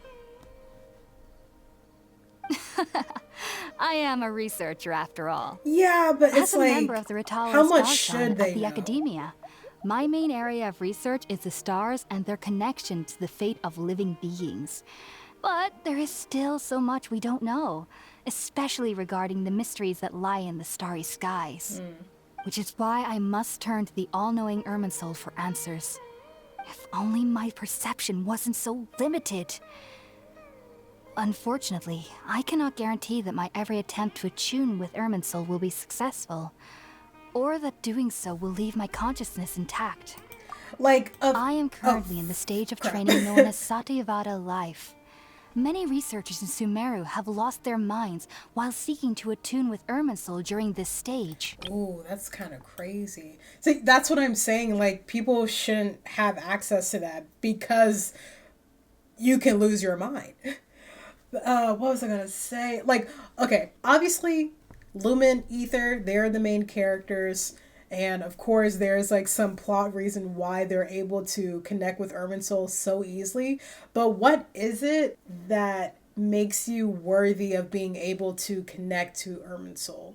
Because, no offense, she's kind of normal. Like, of course, she's probably like highly intelligent because she is a researcher of the academia. Is she a part of the academia? I don't know. But she's part of like some kind of research team. So she would have a high intelligence.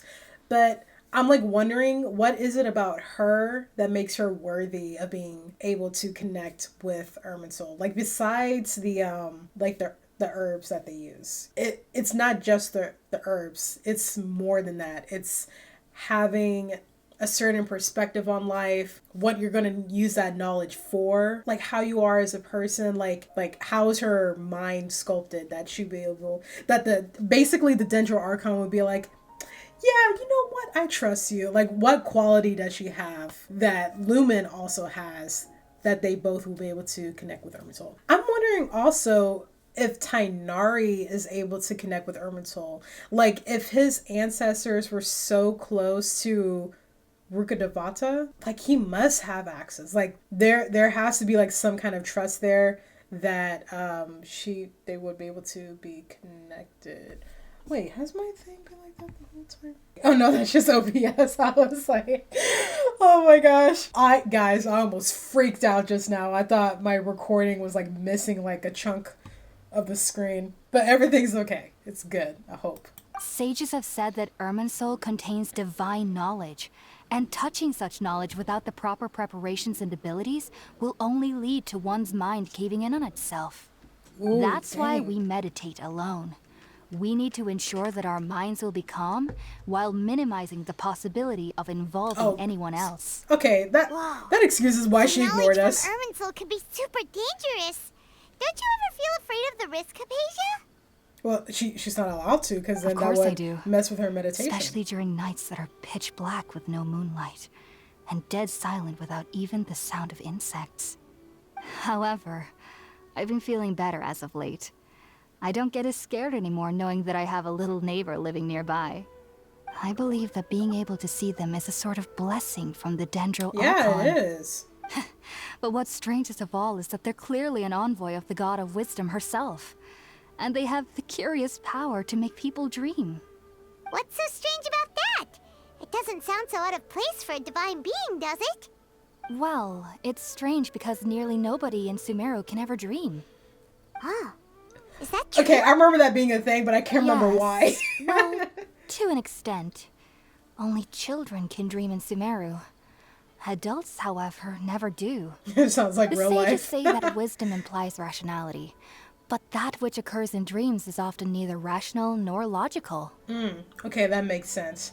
So basically, the sages are like, if you want to be wise, you can't be having weird dreams where you're Spider-Man and you're trying to save Troy Baker from getting kidnapped by the Green Goblin. Like, no, you can't dream of stuff like that. That's illogical. If you want to be wise, you will stop dreaming. Isn't that crazy? But like, how do they just stop dreaming? Like, that's so weird. Like, I know like dreams that happen when you sleep, and dreams that you have in terms of like what you want to be, what you want your life to be. Those are two separate things. But I feel like dreams, like both of them, are tied with ambition. Like, I wonder if vision bearers are common in Sumeru. Like, I wonder if there are like a lot of people that have visions that originate from Sumeru, because in a place with like no dreams, kind of sound like Inazuma, huh? Yes, if one struggles with anxieties, those emotions could influence their dreams. The fact that the people of Sumeru do not have dreams is seen as a blessing by the sages. They believe that Greater Lord Rukkhadevata, the god of wisdom, is keeping us away from the foolish delusions you encounter in your sleep. I was born into a family of scholars in Sumeru City. Ever since I was a child, my parents would always tell me that I'll know I've grown up once I stop dreaming. That is so I sad. studied hard, enrolled as a student in the academia, and went on to become a researcher. Sure enough, I never dreamed again. But then, on the day I scared the little Aranara, I suddenly saw a dream again. It was incredible. Though I don't exactly remember what I saw, I clearly recall the feeling. I suddenly felt like I was a child again. I apologize that I'm talking so much in this video, but it's just like, there are just so many interesting things that are happening in this chapter. Even though dreams are just nonsensical and sometimes they are just nightmarish and just like the worst things you've ever seen, created by your own mind, by the way. But I feel like dreams are just so important to people because it's a way of your subconscious telling you what you really want. Not all the time, but sometimes if you're struggling with a decision, at least in my experience, I'll like go to sleep and then I'll dream of what decision that I make. You know, it works out. Or I'll dream about something that I want and then eventually it might happen. It's like your mind's way of saying what you want, what you don't want, what you're scared of, what you love, what you aspire to be. And maybe, if you believe this, things that could eventually happen in the future. It's just like interesting that the academia and the sages, they see dreams as childish nonsense. And in a way that kind of, that's like, I don't know how to explain this, but it's like so controlling that these big guys, they're just like, hey, like, you need to stop dreaming because once you stop dreaming, then you'll be the top dog. Like, you'll be able to be in academia. You'll be able to achieve so many things in the academic world. You'll be taken seriously. And then so people strive to not dream, which basically means not be able to follow their own passions and their own goals and stuff. Instead, they start veering off to the academia world, which, like, nothing's wrong with that. But it's like the intention behind the sages saying that you shouldn't dream anymore because this is what we really want from you. We want you to go on this path, not this one, you know? So I feel like them saying don't dream is a way of controlling everyone and to make sure their entire society is pursuing what they want instead of what each individual wants. They want everyone to be in academics and smart and wise and all that. Does that make sense? Back then, I was foolish and ignorant as any youth would be. But I was free of fear. Maybe dreaming isn't as bad as we've made it out to be. Just be sure not to speak of this if you travel to Sumeru City. They'll look at you as if you've lost your mind. Yeah. So, do you have any thoughts about the things she saw when she connected with Irminsul?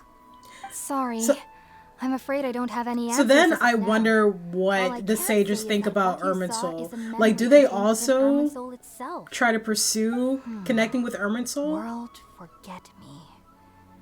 What could that possibly mean? If only I could ascend past Satyavada life and begin Paripurna life. I might have some more answers for you. If you two are ever in the area again, please be sure to come and see me.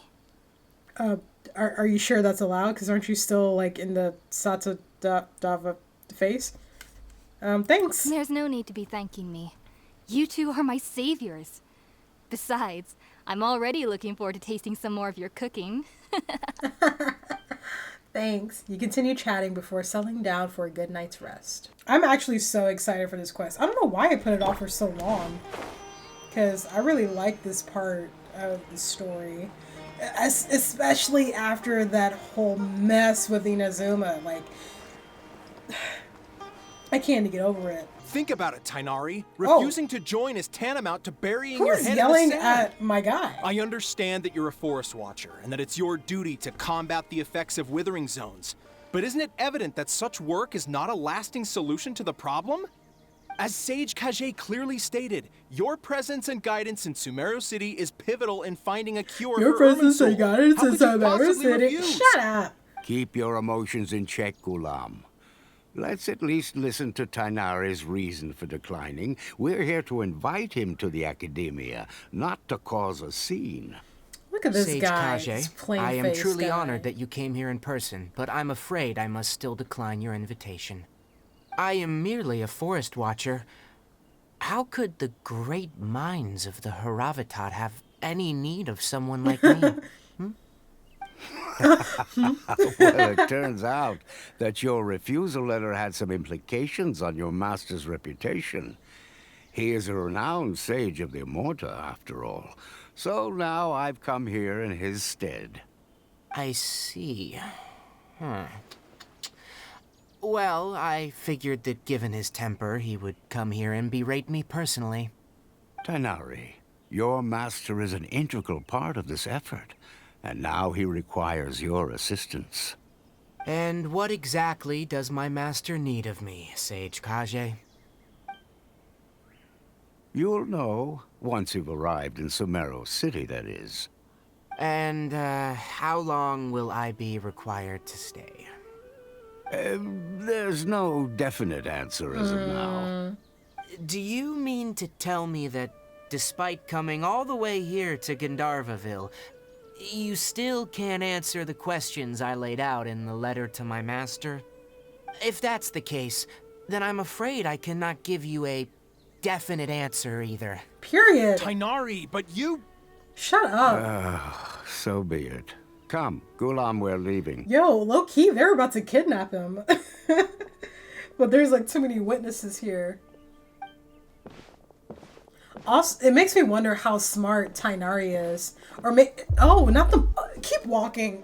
Don't look at me ever again. Tainari, what was that all about? Because, like, why would a master request his student for help? Like, that's weird. It's nothing. I'm like, shouldn't you already Some know people everything, from master? the academia wanted me to go to Sumeru City to assist them with a project, but I had to refuse on account of all my responsibilities here. But all that can wait. How did things go with Hypatia? Great. It was quite the eventful trip, but the main thing is that she's safe and sound. She answered a bunch of questions for us, too. Very good. Now that the Traveler has made a full recovery, there shouldn't be any reason for you to tarry here longer. I assume you will be heading to Sumeru City, correct? That's right. We want to meet Oh, Lesser that's Lord crazy. We Kusanali still and ask haven't her for gone advice. to Sumeru City. Do you have any idea on how we can find her? Sorry, I'm afraid I don't have any advice for you there. Well, do you at least know anyone we can try asking in Sumeru City? Let me think. My trips to Sumeru City have been fairly short, and most of my acquaintances are researchers. Oh, how about this? I'll write you a letter of introduction that you can give to a researcher I know. He's from the Immorta Darshan and is adept at gathering information. Asking him might prove worthwhile. Also, when you enter Sumeru City, you'll probably end up receiving something like this item here. I'm not sure if it will ever come in handy for you, but maybe you can give it a try. Oh? What is it? It's called an Akasha Terminal. It's a tool produced by the Academia that utilizes the legacy of Greater Lord Rukkhadevata. Some say that this item is the very basis of Sumeru's reputation as the City of Wisdom. Needless to say, this device and its usage fall under the Academia's expertise, so I'll leave it to them to show you how to use it. Great! Next up, Sumeru City! We need to say goodbye to Kale. But that's right! Tainari, we have something important to say to Kale before we leave. Is she doing better now? Yes, she's doing much better. After being confined to her bed all this time, I thought a little walk would do her some good. Last I saw her, she was taking the path towards the North Crossing. She knew you two would be leaving soon, so she must have wanted to see you off. Thanks, Tainari. All right, let's go. Farewell, and good luck to you both. I don't want to put the Akasha on. I'm gonna get stuck in a simulation like Sword Art Online. Oh wait, was that a world quest? I've been waiting for you two.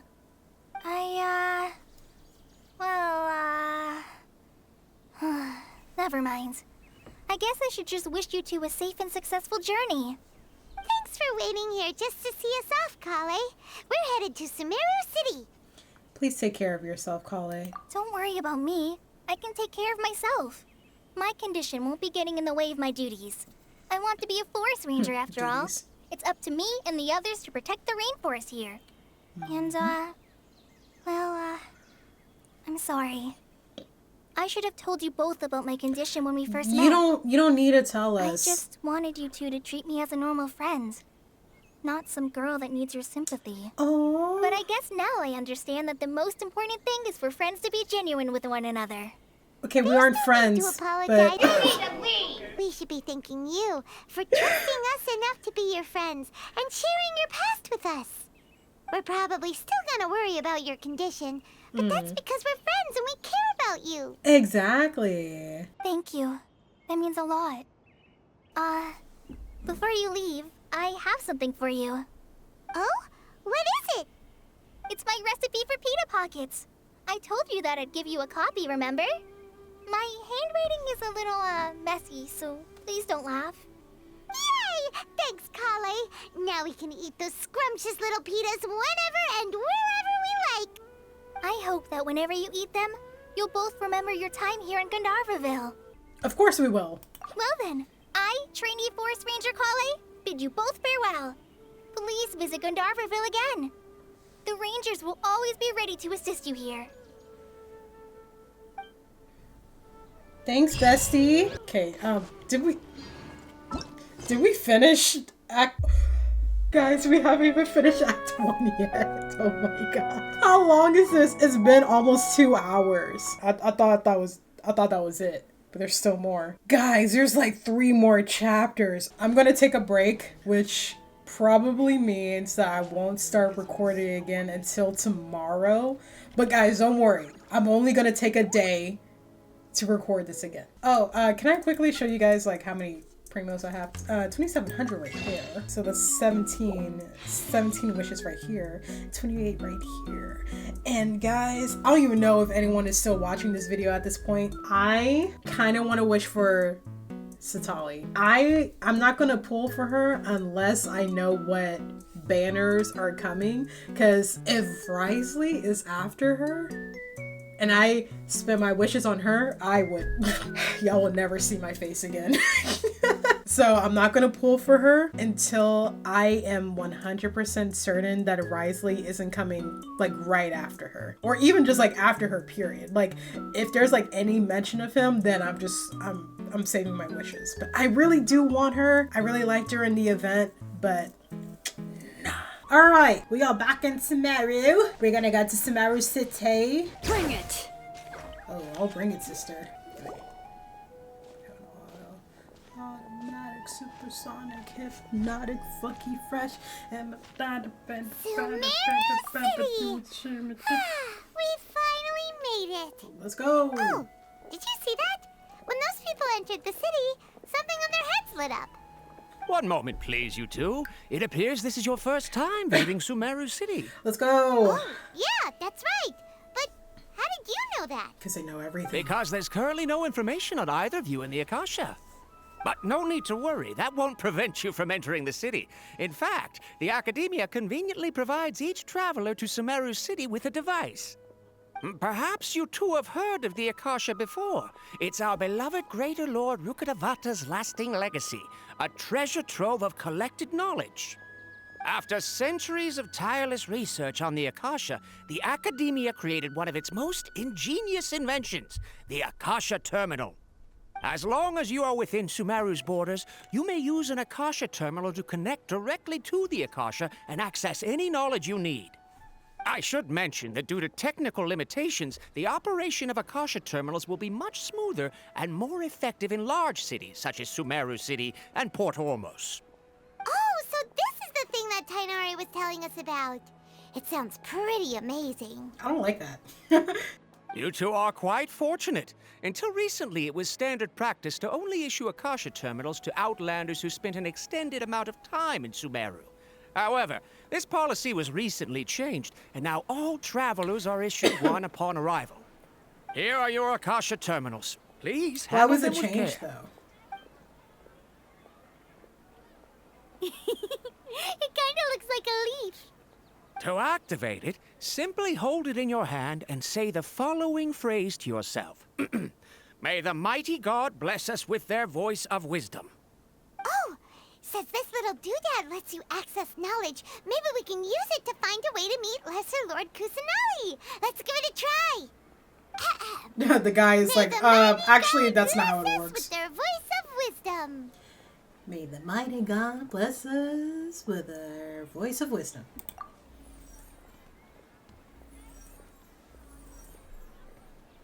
Whoa! Just now, something clicked, and Paimon suddenly knew how to use this thing. Oh, that is Seems scary. all we need to do is concentrate on what we want to know, and bam! You get it. Oh, that'll come in real handy. That's crazy. Exactly. That is the power of the Akasha. It's like a phone And in with your that, head. let me officially welcome you both to Sumeru City. Actually, no. May the wisdom like, of the Dendro Archon greater than a phone, always actually. be your guide. Okay, now that we're in, we can check the Akasha about Lesser Lord Kusanali. Let There's Paimon probably like try. no information on her. Oh, 500 years ago, the sages found a newly born deity from within some scorched ruins. Okay. The deity now resides in the sanctuary of Suristana. Seems pretty similar to what Kali was telling us. Okay, next, let's concentrate on asking how to meet her. Huh? Paimon doesn't sense anything. The Akasha didn't respond to Paimon's question. huh. The same happened to me. Oh, come on! Ugh. Focusing on this question feels like when you have something you're trying to remember and it's on the tip of your tongue, but you just can't think of it. Ugh. Paimon's brain is exhausted. I'll try asking the Akasha something else. Oh, smart idea. But what are you going to ask it? How to find your brother. Think, why doesn't the Akasha answer my question? Think Lesser Lord Kusanali. Think Greater Lord Rukkhadevata. Let's do the first one. A vague thought suddenly comes to mind. The Akasha doesn't unconditionally respond to every query. Also, even if the same query is requested by multiple people, the Akasha still imparts knowledge based on each person's identity, age, experiences, and other demographics. Huh. Could it be because we're Outlanders and we've only just arrived in Sumeru? You know, maybe we're not qualified to receive an answer to this sort of question or something. Think Lesser Lord Kusanali. Some knowledge began to trickle into my mind for a moment, but there wasn't really anything that I didn't already know. Now think Greater Lord Rukkhadevata. Many bright dots of light appeared in my mind. I probably need to calm my mind and focus more to understand what they mean. Feelings of affection, intimacy, nostalgia, sadness, and anxiety also come to my mind. These seem to be what the people of Sumeru feel about their departed Archon. Interesting. Uh-oh. Paimon's getting all teary-eyed all of a sudden. It feels like the people of Sumeru really miss their Archon. Well, seems no matter which way we try, we can't find anything that'll lead us to Lesser Lord Kusanali. Guess our only choice now is to try meeting with the researcher that Tainari recommended. He's from Sumeru and even has a position in the Academia. Maybe he'll be able to access more info from the Akasha. Let's see. Tainari wrote an address on the letter's envelope. Oh, it's not far from the city's gate. Let's head over and have a look. Hello, are you Rohawi? Yes, that's me. Can I help you? Great! You see, Tainari sent us here and... What? Tainari? Please, there's no need to say anything, really. Sure, I admit that the article I published last month wasn't my best work, and maybe the data didn't produce the most convincing results, but... We're not here to discuss academics. Here, this is a letter from Tainari. Oh, let me see. Oh, ooh, what a relief. You two nearly scared the life out of me. So you two just have some questions for me? Mm-hmm. Seems even Tainari acknowledges my innate ability for procuring information. So, what is it you two would like to know? We want to meet with Lesser Lord Kusanali. Do you know a way we can do that? You mean you want to meet the Dendro Archon herself? This isn't exactly my area of expertise, but let me see what I can find in the Akasha.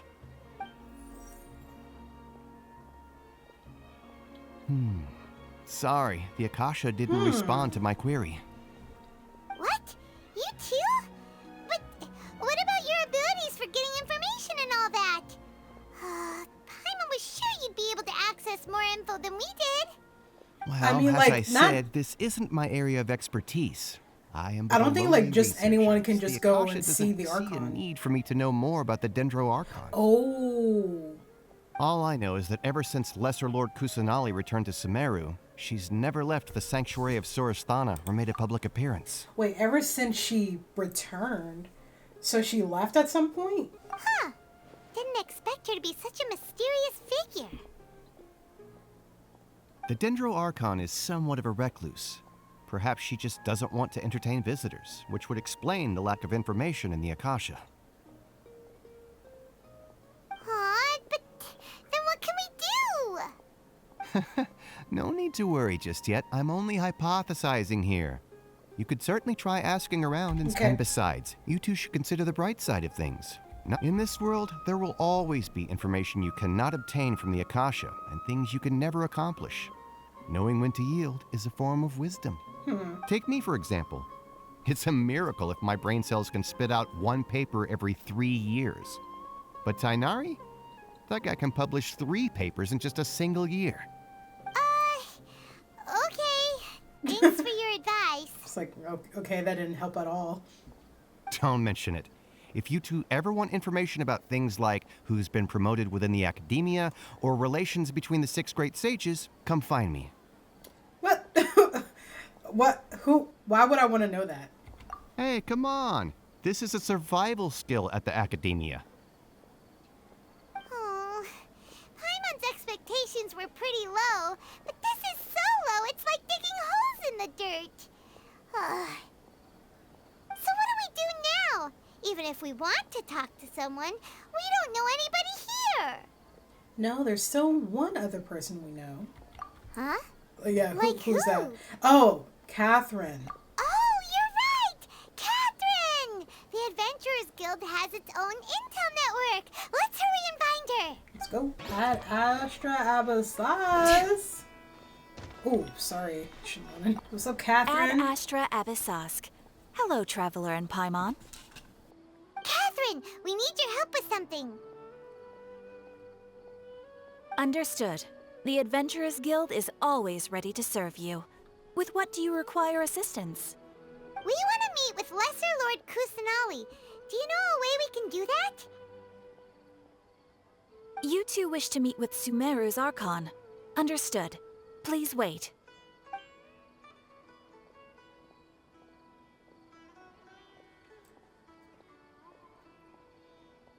I apologize, but I am unable to call up any relevant information in the Akasha. I'm also unable to locate any pertinent information in my personal memory. Aww, another dead end. Well, if Catherine can't help us, then we really don't know anyone else to ask now. Please do not worry. I may know of someone who can help you two. In Sumeru, the Adventurers Guild does not serve as the vanguard of information. Rather, there are numerous active mercenary groups collectively known as the Eremites. They take on The various hotties? contracts and work all across Sumeru, so they naturally accrue intelligence. An Eremite brigade called the Corps of 30 is in charge of Sumeru City's defenses. Not only are they the oldest brigade, but they are responsible for managing and coordinating the affairs of all other mercenary brigades. Corps of 30? What a weird name. Supposedly, they are named as such because their ranks numbered 30 at their inception. Asfand, an advisor with the Corps of 30, maintains good relations with the Adventurers Guild.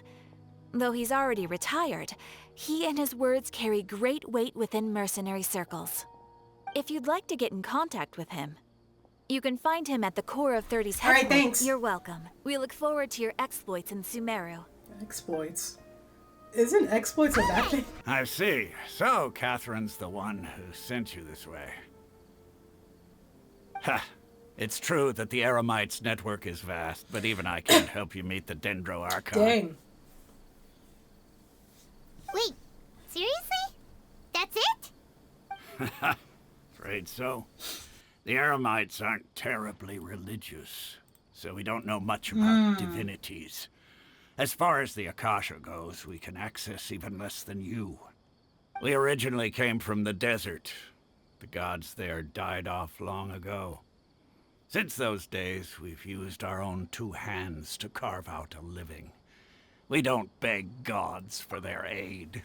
What's so interesting about to that is that they know like the gods are real and stuff. Like everyone believes in them, but like not put their faith in them, if that makes sense. In a place like this, how are they just like able to navigate choosing not to believe in those gods and like feeling secure and safe not to believe in them? You know, because like they can just like strike them down at any time for not having faith in them. You know, I don't know if there was like one character that straight up said that they don't believe in the gods, and I was just like, how could you not if they're just walking around town? It isn't just us, though. If you ask me, I think most in I guess like maybe they don't want to like they don't believe that they should be empowered. Like the power should be for the people, like how it would be in Convaria. Oh? Why's that? Just take the Academia, for example. They're the ones who truly rule Sumeru. Although they believe in gods, most of them only care for the late Greater Lord Rugadavada. You said that so aggressively. Rugadavada. She was the one who founded Sumeru and gifted us with the Akasha.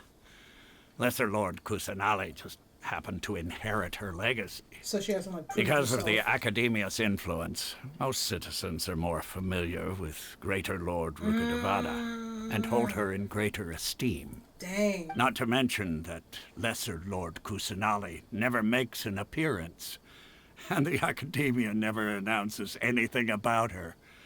As far as the people of Sumeru are concerned, she's just a god that exists. And that's all. That is so sad. Dang. But also, it's kind of, what's the word, corrupted, that the Academia can just control what information that the people can know and not know. Because even though Greater Lord Rugadavata invented the Akasha, the Academia are the real rulers, and they kind of can adjust the Akasha so that certain people have access to certain information. So maybe like only the sages have like all the information, you know, but like the people, even though they have the belief that all knowledge should be shared, that's not even true, because they can't even have access to something as important as knowing about Lesser Lord Kusanali when she's their Archon. Really? Aww. Like controlling After hearing all of that, history and kind erasing of sort history. of feels bad for Lesser Lord Kusanali. Ha! But who knows? We're all just guessing when it comes down to it. Besides, I'm sure the God of Wisdom doesn't worry about her reputation among people like us. All right. Well, thanks for the info, Osfond. No problem. Always happy to help out the Adventurers Guild. After leaving the Citadel of Rexar, you questioned several people in Sumeru City. Seems Osfond was right about most people's attitudes here.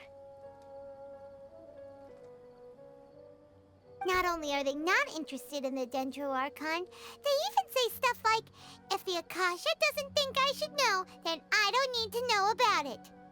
We've been asking for information non-stop ever since we got to Sumeru. But the harder we try, the more helpless everything seems. Isn't there at least one person in this entire city who cares about Lesser Lord Kusanali? Oh, you two are interested in Lesser Lord Kusanali? Wow, how convenient. From the sound of it, you two are Outlanders who recently arrived here. You've been asking around for information on Lesser Lord Kusanali, right? Oh, I'm sorry. I forgot to introduce myself. I'm Dunyarzad, one of Lesser Lord Kusanali's faithful followers. Oh, heck yeah. Whoa, Dunyarzad. really? Then do you know how we can meet with her? I'm afraid I can't help you with that. But your conversation earlier did happen to remind me of a legend about the Dendro Archon. What sort of legend? Sure. It goes like this. Long, long ago, there was a man who heard a prophecy. It predicted that a great calamity was about to befall him. Panicked by what he heard, the man sought out the Dendro Archon in hopes that she would bless him with the wisdom to help him escape his predicament. The man journeyed across deserts and through rainforests and experienced tribulations of every kind. However, he still couldn't find any trace of the Dendro Archon.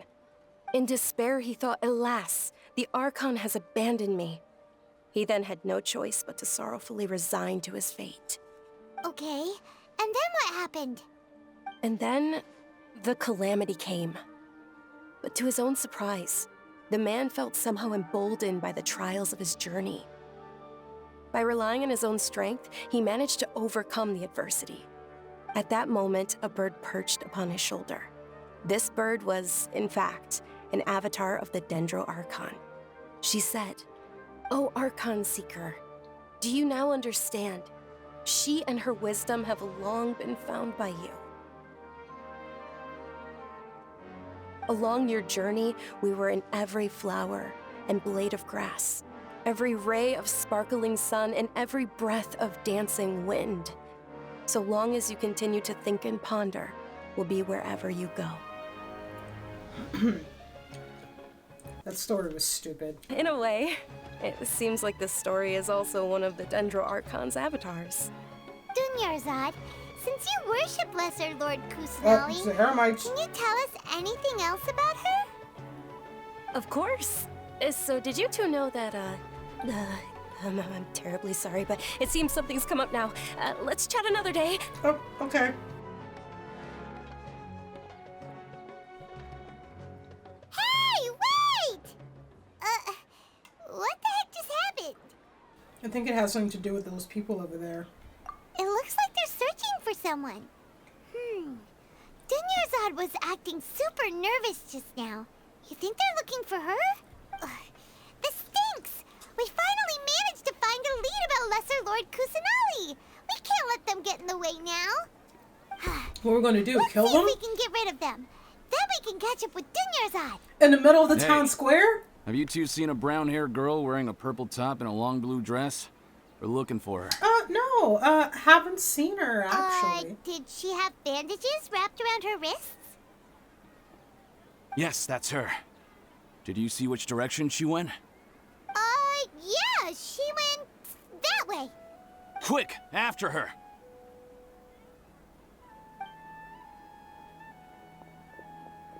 Oh, they don't seem to be in that much of a rush. That should keep him busy for a while. Let's hurry and find Dunyarzad. There you are, Dunyarzad. We thought you might have been long gone by now. Oh, it's you two. Oh, you startled me there. You can relax now. We threw those people looking for you off the trail. Really? Thank you so much. Unfortunately, I believe there's still more of them out there looking for me. Uh-oh, looks like there are some coming this way. Dang, girl, what you do? More of them? Then what are we standing here for? Run! No, wait, my body isn't in the best shape. It's difficult for me to Oh, run. I wonder, does she have Elazar too? How about we find someplace to hide? Okay, sounds good. There's a tavern on the other side of the port we can go to. They probably wouldn't expect me to hide in a place like that.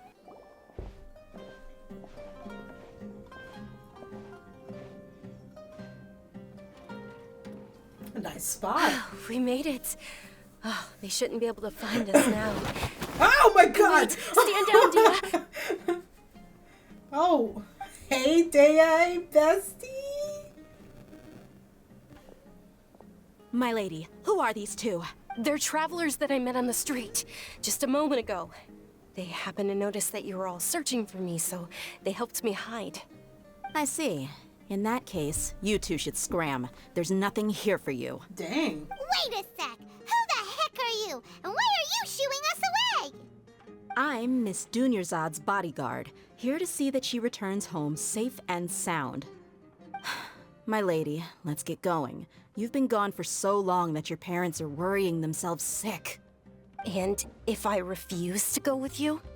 It'd be easier for the both of us if you cooperated. But if you insist on not going, then I'll have to carry you like a sack of potatoes. Hey! Dunyarzad already said she doesn't want to go back. Why are you still pushing her? Stay out of this. You don't understand the situation. Sorry, my lady. Even though I'm your bodyguard, your parents are my employers. I have to answer to them. How much? Wait, what? How much more do I have to pay you? I don't know why she reminds me of Marceline. So you never listen to my parents ever again. Double? A triple? Give me some time and I'll get that much. My lady, this isn't about Mora. I don't know what you think of us Eremites, but let me say this. I like Mora, but I'll never go against my principles. That's why I'm here looking for you. Sure, it's an order from my employer, but my conscience was also telling me it's the right thing to do. And knowing your health, carelessly running around like this is gonna hurt ya. For the sake of those who love you, don't be stubborn. No, you're wrong. I'm aware of my limits and I know what I'm doing. Honestly, the only people being stubborn right now are my parents. And they know perfectly well that it makes no difference if I'm at home or not. They still won't accept reality. And every time I bring this up, they just change the subject. Dia, you've been living with us a long time already. This should be old news to you. Dang, they're just like spilling out all of their backstory right in front of us. Yeah, I know it hasn't been easy for Mother and Father. Like, this is and I'm grateful for everything they've done for Should we me. But there's someone else in this world I'm also grateful to. Because she saved me. The love I have for her is the same I have for my parents. This is my life and my last chance. So I want to do something meaningful.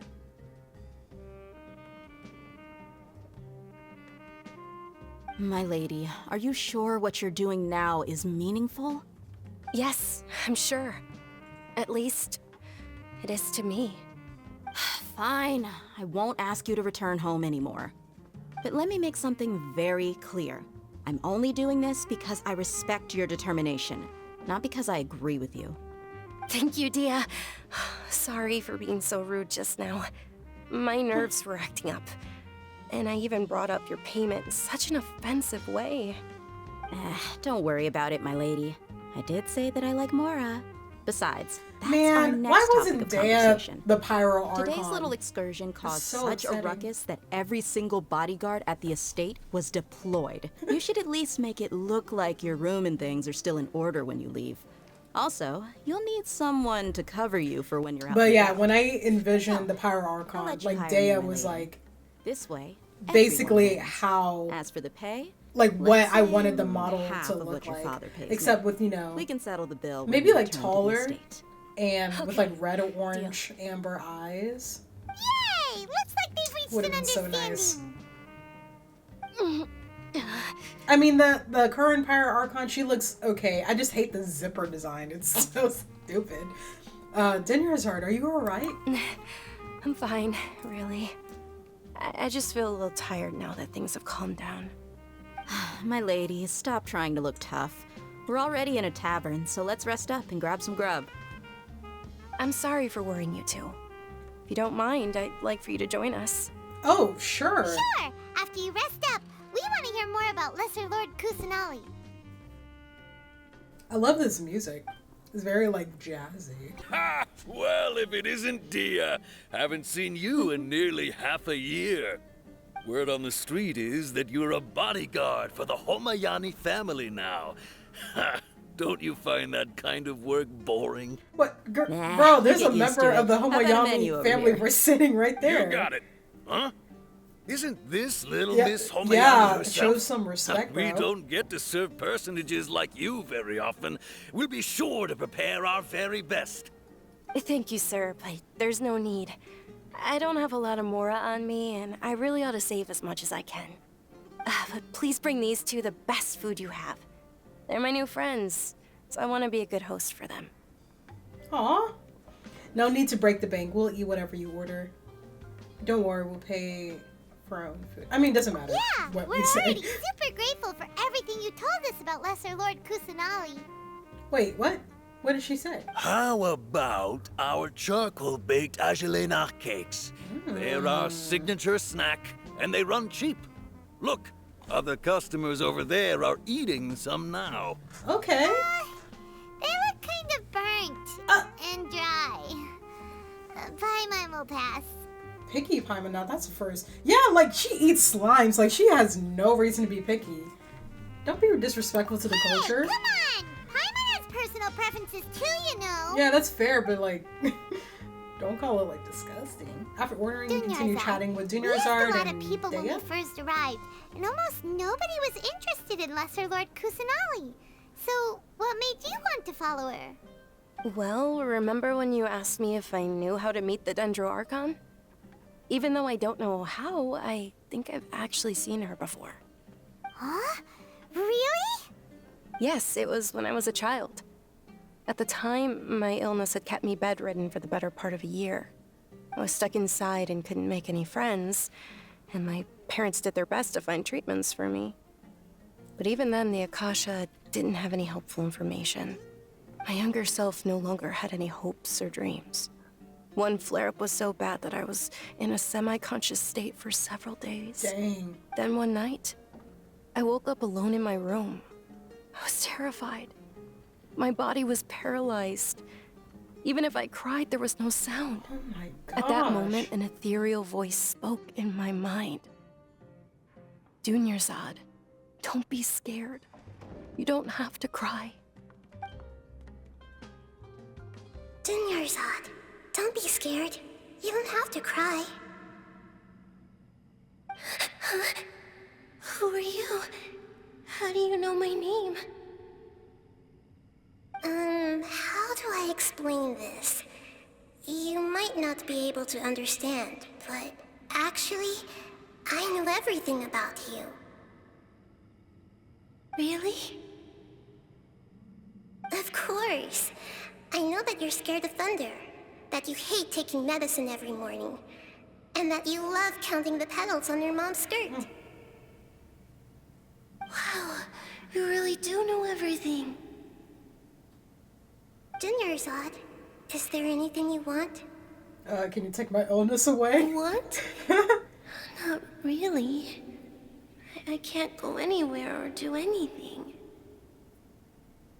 Huh? But aren't you a child? All children have wishes. Tell me what you want, and maybe I can make it happen. But can you make my illness go away? Oh. I'm sorry. But I'm not powerful enough to do that right now. Then, can you be my friend? Aww. Oh, what'd she After say? that, the voice said, Okay. Okay, I'll be your friend. I was about to Although say. my body was suffering during Nahida those was days, about to hang up. that voice encouraged me and told me many wondrous things. Beyond my window was the flourishing Sumeru city. Beyond the city was a lush rainforest. And beyond that was the wall of Samiel, deserts, and all of Tevat. Once I finally made it through that bout of illness, I couldn't hear that voice anymore. I told my mother about it, but she said that I must have been dreaming. But I know that that voice wasn't a figment of my imagination. Before that, I had never heard of Tevat. Dang. Oh, wait, that's actually kind of crazy that she never heard the word to that before. So you believe the voice you heard was... Yes, for sure. If it weren't for that voice, I would have never grown curious about the outside world, nor would I have learned how to read and enjoy so many books. That voice sparked a desire for wisdom. It had to have been the Dendro Archon. Yeah. I've been hoping for a chance to repay her kindness. In fact, I was running around today to help prepare the Sub-Zero's festival for her. What's the Sub-Zero's festival? It's Lesser Lord Kusanali's birthday, which was the day that she was found by the sages. It's actually an old holiday that originally celebrated Greater Lord Rukkhadevata's birthday. When she passed away, the holiday eventually became a celebration of the Lesser Lord's birthday. I heard everyone was overjoyed when they welcomed her back to Sumeru. In those days, the festival was a huge deal. But because of the Academia's influence, people have gradually lost interest in the festival. The Academia actively participates in Sumeru's many holidays dedicated to Greater Lord Rukkhadevata. But when it comes to the Sub-Zero's festival, forget any funding. They practically act like it doesn't exist. Dang. Maybe they see Lesser Lord Kusanali's birth as confirmation of Greater Lord Rukkhadevata's death, so they're reluctant to celebrate it. Aw, but that's awful. It is. It's absolutely terrible. Sure, the Greater Lord founded Sumeru, but hasn't Lesser Lord Kusanali been the one quietly protecting us for the past few hundred years? Just remember that we're still out in public. Don't get too carried away now. I know that people over by the Grand Bazaar still hold the Sub-Zero's festival to this day. But I hadn't met any of them before, so I was never able to contribute. But recently, I made a friend there who also follows Lesser Lord Kusanali. I gave her my savings because I want her to throw a wonderful festival this year. That's the least I could do for Lesser Lord Kusanali. Hold on, my lady. Does this friend happen to be Nilu, the one who sends flowers to the estate? Aww. Yes, that's her. I saw her leaving the other day with a nervous look on her face. It seemed like she was hiding something in her arms. Did you give her something? Yes. Initially, I didn't have much Mora prepared, so I had Nilu sell one of my skirts. I've agreed with Nilu to meet up at the Grand Bazaar today and see how things are coming along. Dia, would you accompany me? Sure. That's quite the trip, though. I'll carry you. No, that would be too much, even for you.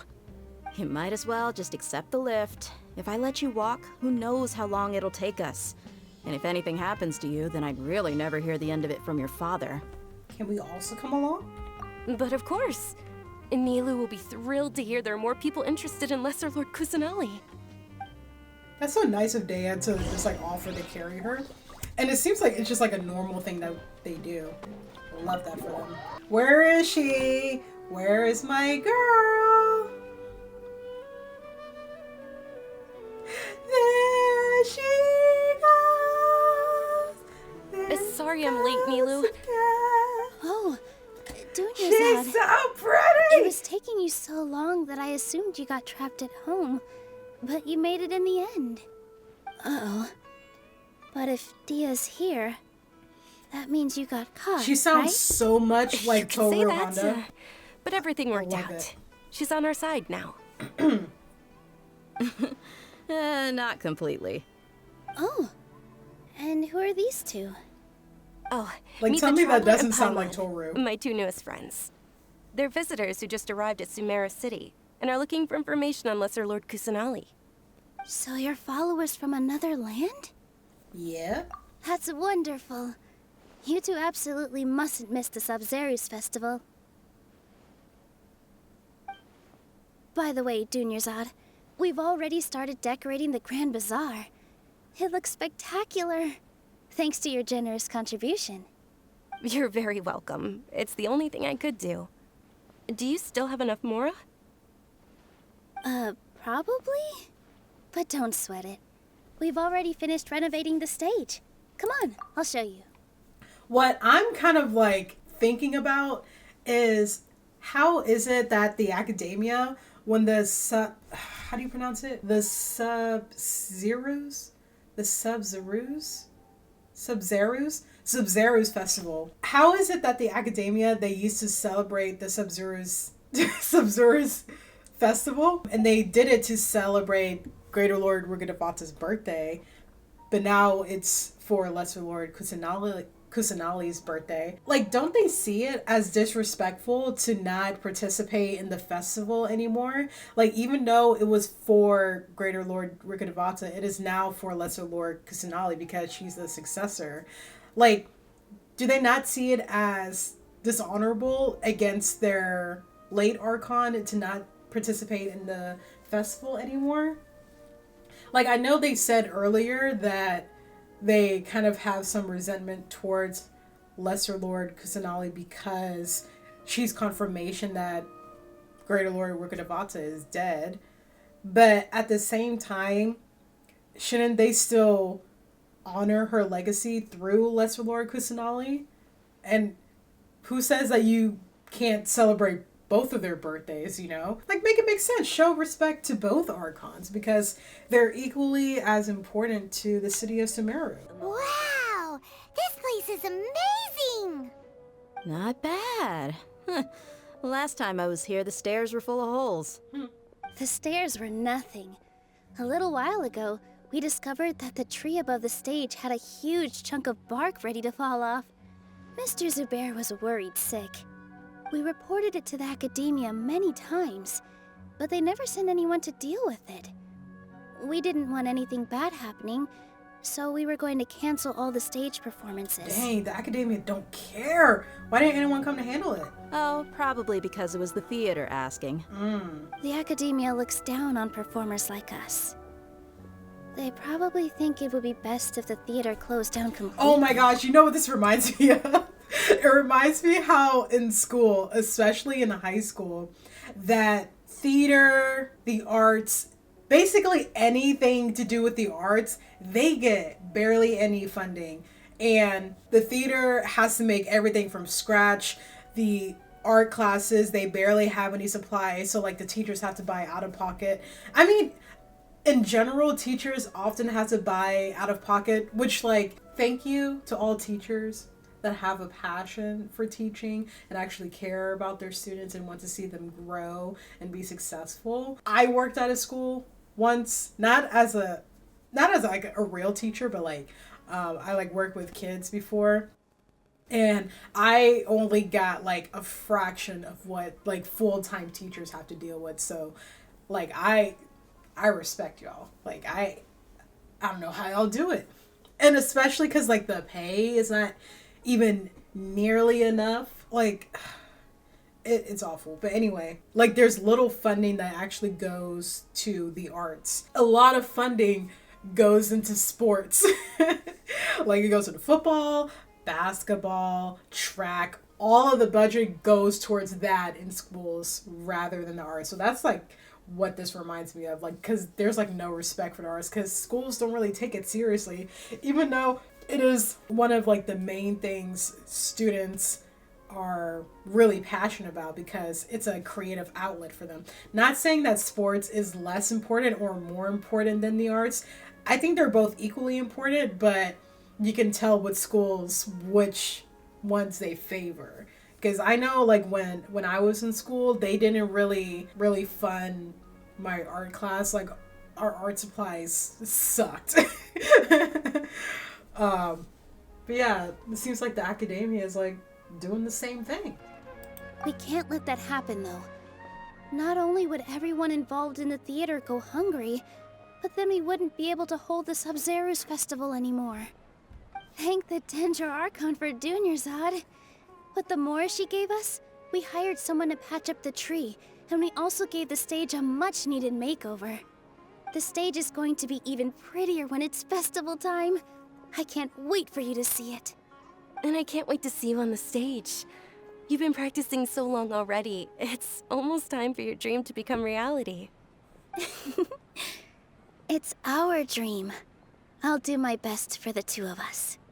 Milu, what are you gonna be doing at the festival? Oh, she gonna be dancing on that stage. Dancing the dance of Sub-Zeros. Yeah. The most important performance at the Sub-Zeros festival. Dunyarzad, have you told them the origin of this holiday? I only told them about the Greater Lord and Lesser Lord so far. Okay. Then I'll tell you two about how this holiday Yes, came to give be. us some lore. According to legend, the Sabzeruz festival was originally the goddess of flowers' birthday celebration for The the goddess Greater of Lord. flowers? A long, Wait, long hold time on. ago, I kind of missed that. on one of Greater Lord Rukadevata's birthdays, her friends threw her a celebratory banquet. Oh my gosh. It's like Fruits Basket. And crazy because she sounds like Toru. Do y'all agree she sounds like Toru Honda? I love Toru. That's my girl. Oh, by the way, guys, like, I don't know if y'all are still watching this video, but I managed to snag a Toru Honda figure. And it's kind of crazy how it happened. I'm going to do an unboxing video because I need to make it a physical memory. But oh my gosh, I'm so excited. And it's so crazy how I happened to get it. I don't know when it ships though. It says it's supposed to arrive in Q4 of this year. And it is currently December. So Some of the gods got drunk. One started playing music, and the Greater Lord started singing. So the goddess of flowers began to dance. Wait, what? As she danced upon the grass, countless beautiful padisaras began to bloom wherever she stepped. Those brilliant purple flowers became her dazzling stage. All the gods clamored, "Oh, if only time could stop at this very moment." Sounds like they had a great time. Of course they did. When people mention the gods, they always think of the Archon War. But Sumeru's gods also had happy times. Although they aren't around anymore, they're preserved in our tradition of dance. This outfit I'm wearing is apparently based on how the goddess of flowers looked. Though we're just tiny people compared to the divine, we still have to do our best to make sure that the birthday girl feels loved on her special day. Nilu, you of all people will definitely be able to convey our well wishes to the Dendro Archon. I also noticed that you went the extra mile and scattered padisaras around the stage. They symbolize the goddess of flowers, after all. It's just a shame that all the real padisaras went extinct after her death. Man. Yeah. The Greater Lord brought forth padisaras in memory of the goddess of flowers, but she ultimately could never truly replicate that beautiful purple. Thinking about the goddess of flowers dance makes me wish I could have seen it. If my stage were anything like that, I'd be thrilled if I had just 2 real padisaras on the stage. So, Traveler and Paimon, what do you think? Interested in the Sabzeruz festival? Will you two be coming? All of Lesser Lord Kusanali's followers will be there for her birthday. It'll be a good opportunity for you to learn more about her. You know something I wonder? So, I'm just gonna call her Greater Lord since they're doing it, because I thought it was more respectful to say the whole name. So, like, Sumeru, to me, it's like the nation of, like, of course, like, not only wisdom, but also of nature, because Sumeru has beautiful rainforests, lush gardens, beautiful flowers. It's the nation of wisdom at the same time. So it seemed like the goddess of flowers was close with the Greater Lord. So I wonder if they kind of ruled together, kind of like how the Shogun and I forgot her sister's name. But like like those two, kind of like how they ruled, where the Shogun was just like the iron fist, and then her sister was like the kind and caring ruler. I wonder if it was sort of like that with the goddess of flowers and the Greater Lord, because Sumeru is just like so beautiful in its nature, and also the thing with the padisaras and stuff. So I wonder if it's the goddess of flowers, like it's because of her that the nation is just full of so much life, or is it because the Greater Lord created the land to be that way because of the goddess of flowers? Because she created the padisaras from memory for the goddess of flowers, but can never truly replicate the original purple. Maybe the late Archon created Sumeru the way it is in memory of the goddess of flowers, which I think is like really beautiful. Ooh, Paimon thinks that's a great idea! You sure it's not because you won in on the fun? Hey, come on! There's nothing enjoying a festival. Besides, it's Lesser Lord Kusanelli's birthday. She'll be happy to have more people who are celebrating it. So how about we all attend the Sub-Zerus festival together? Sounds like a plan. Dunyarzad, let me show you which stage decorations we've picked out so far. Traveler and Paimon, if that doesn't sound interesting to you, then feel free to explore the area. Everyone at the Grand Bazaar loves Lesser Lord Kusanali, and we're all looking forward to the Sub-Zerus festival. In that case, we'll take a look around. Let's do it. Wait, no, I don't want to talk to people. I didn't know that's what they meant. Milu, your outfit looks amazing. There's also something different about you from... I thought I'd add a little extra pizzazz to my dress for the festival. See? Wow, did you sew all that your... Uh-huh. Sewing is a fundamental skill for everyone in the theater company. I've noticed that you can't keep your eyes off... May I? I am in the middle of a story quest. The legends say that the goddess of flowers had beautiful horns on her head, so this crown was made to reflect that.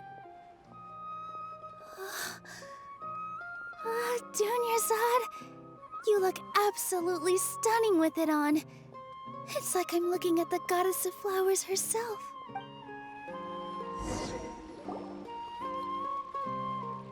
Hey, is that who Paimon thinks it is? It looks like Catherine. She can wait for a second. Oh, she kind of looks lost. But I wish Nilu had, like, her own outfit, because they said earlier that the outfit that she's wearing is to represent the goddess of flowers, because everyone else does. Like, they're not dressed up as anyone else. And when we got her, that event, the Summertide Scales of Happiness and Rainbows, she still wasn't wearing, like, her own outfit. She was wearing the fairy's outfit in the story. Can she get, like, her own, like, skin that's unique to her, like what she wears on the daily, like everyone else? Even though she does look stunning in both skins. But I would like her to have, like, her own personal skin. What's Catherine doing? Is she malfunctioning? Do we gotta reset her or something? She okay? Come to think of it, Paimon's only ever seen her behind the counter at the Adventurers Guild. This is the first time we've ever seen her taking a break. She's taking a break. Hey, Catherine. Better get behind that desk again. Oh, hey! It's the Traveler and Paimon. What's shaken? What's shaken? Whoa. Break time Catherine sure sounds a lot less formal than usual. Paimon was still waiting for her to say Ad Astra Abyssosque. Sure. Standing behind the counter at the Adventurers Guild doesn't require any complicated functions. But saying and doing the same old things over and over again can get pretty monotonous. Like watching the same Fontaine movie day after day. Hold on, she's... But take what's you going two, on for here? example. Is she becoming deviant? You travel across to that to enrich your lives and gain new experiences. Man, she sounds we like... enjoy traveling across like an to that actual and all that, person. but we're mainly looking for clues about her brother. Yes, you should keep searching. Sometimes the answers we're looking for aren't necessarily at our intended destination. Instead, they're found along the way. Do you know something, Catherine? Haven't we heard someone say something pretty similar recently? Anyways, what brings you out here, Catherine? What is the importance of this scene? Are you also a fan of the Sub-Zero? Sub-Zero...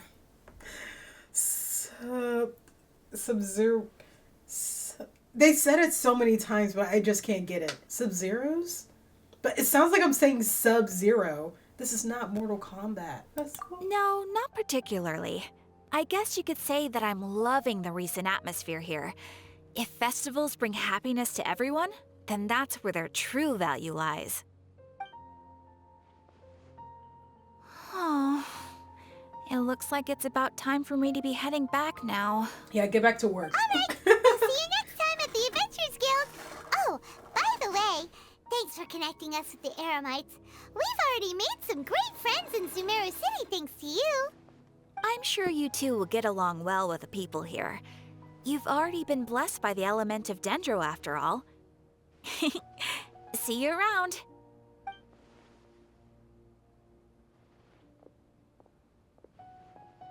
That was odd.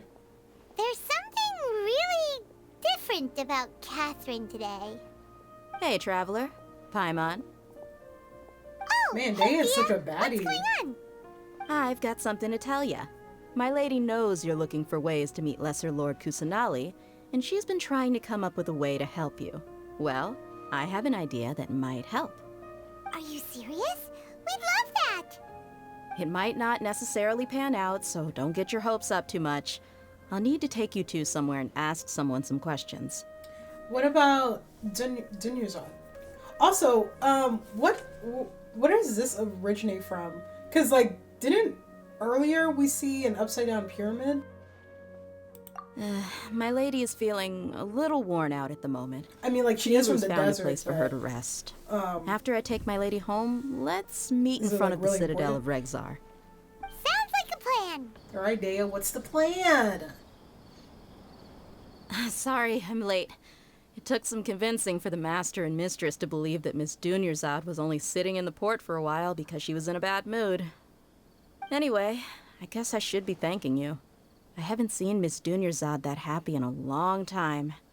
If it wasn't for you two, she probably would have been caught and dragged back much earlier. You sure sound a whole lot nicer than when we first met, Dia. Who would have thought you had such a soft spot for Dunyarzad? It's called being a professional. I'm a bodyguard, and I work for whoever's paying. Look, Dia's blushing.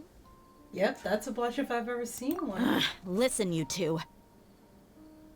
I don't expect to be working for Miss Dunyarzad very long, but I hope to finish things on a positive note if possible. Let's cut the chit-chat and head into the Citadel. We'll see if the person I know has a way for you two to meet with the Lesser Lord. And, like, another thing that's kind of crazy is that everyone refers to her as Lesser Lord, and she doesn't go by any other name. So, like, even, like, her followers can't call her hey, Chief. by a respectful name because the academia refrained that information from them in the first place. Well, so they have no expect to choice see but to you call her three that. together. Which is I really take it messed you all up. know each other already? Mm-hmm. We met this morning after the Adventurers Guild pointed us to Osfon for more info. No kidding. Huh. So, where's Ruksha? I thought I'd help these two out by asking about the theft. Anything you can tell him? Ruksha's gone over to the Academia. The Grand Sage recently ordered Sumeru City to begin bolstering its defenses. So people from all over have been called back to the city. Since you've already mentioned the theft, I suppose I might as well tell him what we know. Appreciate it, Chief. Theft? Sorry, what the heck are you guys talking about? Just recently, the Academia lost something, and there's a chance the item is connected with the Dendro Archon. This case might just somehow help you in meeting her. I suppose that's one way to look at it. But if you ask me, the case is more about the Academia than anything else. Let me fill you in. The Academia recently sent a convoy to pick up an important package from Aru village. Word got out, and the convoy was robbed on its way back. The Grand Sage took the whole matter very seriously. Not only did he dispatch the Matra, but also enlisted our help in the search for leads. All we know so far is that whatever was stolen is currently in Port Ormos. You two have heard of Port Ormos, haven't you? It's the largest commercial port in all of Sumeru. You can travel there by leaving Sumeru City and heading south along the river. The Academia's grip isn't long enough to reach all the way to Port Ormos, so the city's a little more laid back, meaning the population's also a mixed bag. You never know who you'll meet there. Apparently what was lost has a great deal to do with the Akasha, knowledge, and even the gods. How did they lose I'm that? afraid I don't have any other details for you, though. That sounds like If a you're very interested, important item. maybe you could head to Port Ormos and ask around yourselves. If you want my advice, try introducing yourselves as students of the Academia once you're there. How? I don't see like how anyone would even believe that because they don't even look like they're from this city. Are you serious, Chief? All the academia I really students wish are in they Sumeru had City, you know. skins for Why the should they pretend to Traveler. be students in Port Like, I know, Ormos? like, her outfit is important to If her you're also homeland and stuff, but Just personally, go there and I see don't what care. happens. Count me out. I've got plenty of work to do here for the Homayani family. And take it from me, if you two really do decide to visit Port Ormos, you'd best watch your backs. Let's just say that the Eremites there aren't nearly as friendly as those here in Sumeru City. Okay. There copy are even that. some extremists who go around shouting slogans like, "Retake Sumeru for King Deshret." Word is that more and more are joining their movement. They're becoming a real headache for Chief and the others. You bet they are. King Deshret's been dead for thousands of years. Now they start spreading rumors of his return. Ridiculous. Not everyone's like you, Chief. Even the desert natives who abandoned their homes in the wilderness still wish to have a god of their own. Well, Traveler, that's about all the information we have for you. Thanks, Dia, and you too, Osfond. Since we've gathered all we could for the moment in Sumeru City, It kind of reminds me of Zhongli's quest, where there's like that Miss girl. Dunyarzad is looking forward to She seeing you didn't both at the believe in Subzerus Rex Festival. Lapis. So, She believed be in the sure to get goddess of yourself Soul. back here in time for that. Yep, we won't forget. Good. Then we'll see you both at the Subzerus Festival. Subzerus. Okay, I think I got it. Woo! Let's go. We finished the chapter. Hear the voice of divine wisdom. When did we hear that? Hey, whatever. Primos are primos. I don't care where they come from. Oh, we're so close. Ooh, look, guys, look how many books I have. Guys, how do you find the lore in Genshin? Like, where do you look that up?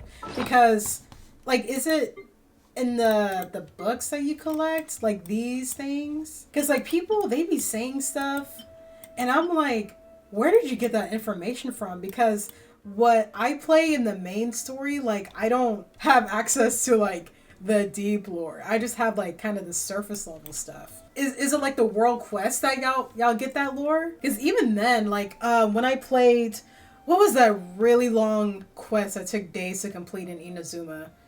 The one on that foggy island? Like, when I finished playing the quest, my friend was just like, yeah, did you know about this really graphic lore that happened? And I'm like, wait, what? I didn't hear any mention of that. Like, where did she get that information? But also, I was kind of speed running that quest because, oh my gosh, it's so unnecessarily long.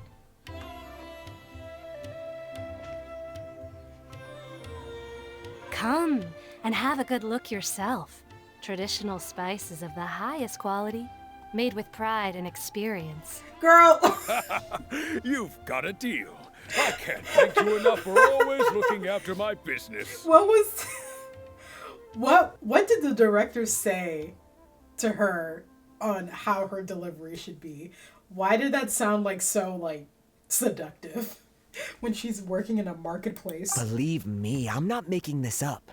Several Eremite mercenary groups are nearly in open conflict, but does the core of 30 care? And that's not all. Did you know that... Oh, this is the city of gossip. Talk about hurly-burly. This place is busy. Guess that's only to be expected for the largest port in Sumeru. Maybe it's because of what Dia told us earlier, but Paimon can't seem to shake the feeling that there's also danger lurking in these crowds. Ooh. Let's get our bearings so we can start looking for leads. All right. We know that whatever the Academia lost is related to the... Osfund told us to try posing as Paimon doesn't get it. Won't we look even more suspicious going around saying we're Academia students and asking about the stolen item? Right, we should figure that out before doing anything else. Figuring that out could be crucial for the rest of our investigation here. Given all the people that come through here every day, if there's any information to be found, Paimon bets we could find it in the market. Let's ask around and see what we come up with. We should ask, like, the know-it-all guy. Those are students from the Academia. They look pretty serious. They've been looking worried and miserable ever since they got here a few days ago. If you ask me, the life of a merchant is better. So long as the Akasha teaches us what we need, then life is good.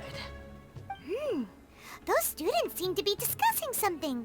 Let's see if we can listen in. Do y'all think it's like a good thing or a bad thing that they have the Akasha? That the Akasha gives them so much information just by thinking it? Because, like, wouldn't it be more rewarding to pursue that knowledge yourself instead of just having it at your fingertips? Like, it's one thing if you're just looking up something like, you know, how to pronounce metronome. But I feel like there are just some things you have to do through trial and error in order to gain the satisfaction of having discovered that yourself. Sure, like it avoids like a lot of stumbling blocks and stuff, asking around, but I haven't think been able to it's learn still anything worth useful. trying yourself. Not to mention that a bunch of scary-looking Eremite mercenaries have been posted along the streets now. There's been a lot of fighting between the different Eremite factions in Port Ormos. If we choose to move on our own, then it would be wise to steer clear of them. Especially the group that's constantly shouting some stuff about King Deshret and some resurrection. I've even heard that the Citadel of Regzar is starting to get fed up with them. What was that group called again? Ein something or other? They're called Ein El Ahmar. Today, I heard that the thing we're after might be in their possession at the moment. I might need to start taking notes. Don't you see? Many of the Eremites in Port Ormos deal with trading this kind of thing. They're usually pretty wary of outsiders, but not so with students of the academia. It's because the kind of goods that students are looking for aren't the kind of goods that Eremites are after. As long as they know you're a student, then deals can be made. I've heard that Ein al-Hakmar likes to set up shop at the Jafar Tavern. Supposedly, if you're willing to part with 500,000 mora, they'll give you info on anything. Wait, did you say 500,000? I have 500,000. If information alone costs that much, then how could we ever afford to buy what we're looking for? I guess we might as well give up on trying to graduate this way. I wouldn't worry too much. Our field of research is very niche. Who else could possibly be after that kind of shady knowledge? I bet it's practically worthless to anyone aside from us. Well, I guess that makes sense. Then the only thing left for us now is to find a way in. Why don't we all just pool our money together and pay for the information? Whoa! Did you hear that? A niche field of research and shady knowledge? It all sounds pretty suspicious to Paimon. Is knowledge something people just buy and sell like that? Whatever was stolen from the academia was also related to knowledge. So, what's our plan? Let's go to Jafar Tavern. Wait, didn't you hear what they just said? Buying information is going to cost us 500,000 mora. Have you lost your mind? So, like, I wonder how much money they in the game actually have, because I have like 7 million. So it's not like really a problem. I mean, it's a lot, but we could do it. Reliable information is worth the price. Oh, all right. Paimon never thought she'd agree to parting with that kind of mora. But if you know what you're doing, then we should give it a shot. Let's go. Go to the Jafar Tavern. Where's the music, DJ? Play that funky music, white boy.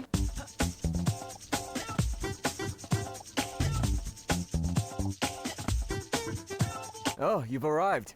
Please, take a seat. So, they think that they can go toe-to-toe with the boss? Ha! Once we reclaim the power of King Deshret, they'll be the first that the boss punishes. They're nothing to be afraid of. Our main rival now is the Caracal Battalion. They've also amassed a significant amount of mora this time, so we mustn't underestimate them. How can the Caracal Battalion compete with the boss when they're nothing but a bunch of money-grubbing opportunists out for a quick mora? Yeah, with boss's fervent devotion, he'll be able to use this power to bring our god back this time. Huh. All these guys talk about is King Deshret, so they're probably the ones we're looking for. Greater Lord Ruka Devata. That traitor and her followers must not be spared. The day will come when King Deshret exacts vengeance on Sumeru, and all of them shall be punished. Greater Lord Ruka Devata, a traitor? Yeah, Paimon was wondering what they meant too. We should ask about that if we get the chance later.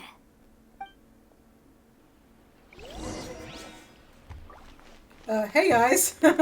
Tariq? I knew someone named Tariq in school. Huh? Who are you? What do you want? I'm a student from the academia. Wait, would they...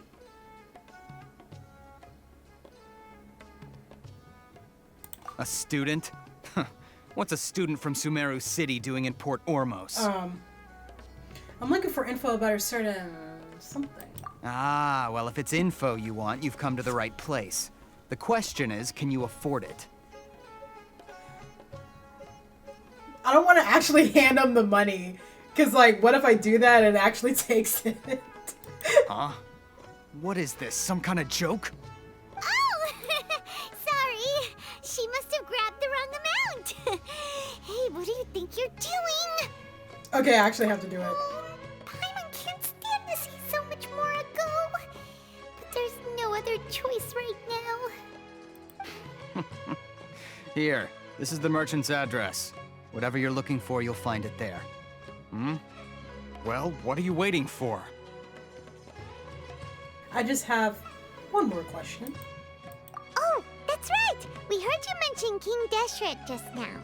We're actually interested to know more because we're, archaeology students! Fine. Since you've already handed over the Mora, I guess I can throw in a little extra info. Thanks. As you can see, members of Ain al-Ahmar are devout believers of King Deshret. Years ago, King Deshret founded the great desert nation that was our homeland. It was an advanced civilization, far beyond anything you'll see in present-day Sumeru. Really? King Deshret was the rightful god of wisdom, but he was betrayed by a companion he trusted. She even stripped him of his title, God of Wisdom. So, you mean the traitor was... Greater Lord Rukkhadevata, yes. That shameless wretch destroyed King Deshret's civilization, and our ancestors were forced to flee to this land where we were made to suffer the tyranny of our enemies. Dang! Furthermore, she conspired with the academia to cover up the truth of her actions, and create the merciful and benevolent facade for which she is now known. Ugh, just thinking about it sickens me. But the story doesn't end there, oh no. King Deshret isn't truly dead. The voice of the Oracle has been heard in the desert, prophesying his resurrection. Mark my words, our god shall return. And when that day comes, all followers of the traitor and all the desert dwellers who have forgotten their true god will suffer retribution together. Oh my gosh. If what I'm saying makes you shiver with fear, it might not be too late for you to become a believer of King Deshret. Oh my gosh. This man's passionate. I don't have anything to say to you academia people about that. I think this conversation has reached its end. Oh, Not just yet. This man is a fraud. You again? Deranged academia lunatic. Yes, it's me again. I already warned you that if you weren't willing to sit and discuss things with me, I'd take measures to make things uncomfortable for you. Ooh. Listen to me. That address he gave you is fake. Or at least, wait, how you do you won't know find a that? merchant waiting for you there. This group has been boasting all around that they can provide information on a certain item as a means of luring people into their territory. Once you show up, they keep up the act until they have hard evidence that you want to purchase said item. Then they use that to squeeze you for all the more you're worth. Hey! Shut it, Al-Haytham! What are you playing at, trying to ruin our business like this, hmm? I told you the other day. I wish to discuss my terms with your boss. Ha! The boss made it perfectly clear that he won't negotiate with you. Yes, and in no uncertain terms. But that was then. It does not preclude him from changing his mind in the future. I'm warning you. Don't push us, or this could get ugly. We don't usually get rough with people from the academia because it just complicates things. For a lunatic like you, though, we might just have to make an exception. If you're suggesting that we escalate this from a verbal exchange to a physical one, I accept. After all, even the Archons used war to negotiate the ownership of Teyvat. If, on the other hand, we can't agree on any means of negotiation at all, then I'm afraid my next course of action will sting a little more than the mere falling through of a few business deals. I will jeopardize the Eremite's reputation, which I know you value above all else. I am quite confident that if I began to take such action, your boss would willingly approach me himself. However, I fear that by then, some things will have happened that cannot be undone. Oh my gosh. Also, a word of advice. I suggest you tell your boss exactly what happened here today. Otherwise, he might blame you for not telling him in the future. What did you say? Consider this. Have I ever failed to follow through on my word in the past? This guy is really out of his mind. Okay then. If you really have a death wish, let's meet a week from today. The pier in front of the Pharos Lighthouse, 4 o'clock in the afternoon, sharp. Don't expect us to hold back. Not so fast. First, you return the 500,000 Aw, more thanks, to them. I'll hate them. Oh, he must have just thrown it on the ground. Disrespectful. Please, I beg you, don't provoke them. We can't afford any trouble with this crowd. They haven't even paid for their food yet. Ah, Mr. Iman. There appears to be fewer staff in the restaurant recently. This wouldn't happen to be because they're all busy spreading the word to the students, would it? Well... Someone who chooses to do business with a group like that really can't afford to get so flustered the instant someone confronts them about it. Consider the meal compensation for our silence. I'd say you're getting an excellent deal. Whoa, did you see that? He not only got us our Mora back, but sent the Amorites running too! Plus, he seems to know a lot about what's going on around here. Let's catch up with him and ask some questions! Let's go, I'll hate them. He went that way! After him! Oh, whoa, whoa, whoa. Hey, bestie, where are you? Wait up! It's Alhaitham, right? What do you want? Thank you for your help back there. He's about to be so smart. No need for thanks. My goal was to get to them, and you two gave me just the opportunity I needed. We're even. Oh, I advise you to keep your distance from them. Since they weren't able to make off with your Mora in the end, they might harass you again in the future. All right. Goodbye. Wait. Hold your horses! We still have something to ask you about! Since you tore through their scam right in front of them, you must know the real story about certain something, no? Who exactly are you two? And why are you inquiring about that? I'm a student from the academia. A student? Right. Look, you should know that those thugs conducting business with you had nothing to do with your lie. Perhaps we can also talk terms? Huh? Oh, yeah! She's really strong! Weren't you saying something about a physical exchange? We can help with that. She doesn't even have a vision. Forget it. Maybe not, but she can still use elemental energy. Otherwise, there's no way we'd go asking for info from from guys like that. Those hot-headed thugs are definitely gonna bring a lot of backup for your next meeting. Even if you don't go alone, you won't regret taking us with you.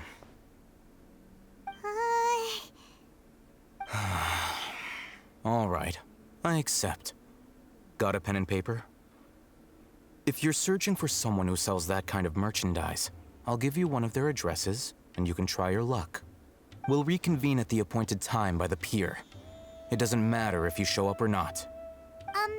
So, since you were happy to give us this merchant's information, does that mean you can tell us exactly what we're after? You were willing to part with 500,000 Mora for something and you didn't even know what it was? Yeah, they're not the smartest. Okay. Well, if you truly are as skilled as you claim, then you can beat the answer out of them when they become hostile. Look, if you've been making inquiries, then you have to know something by now.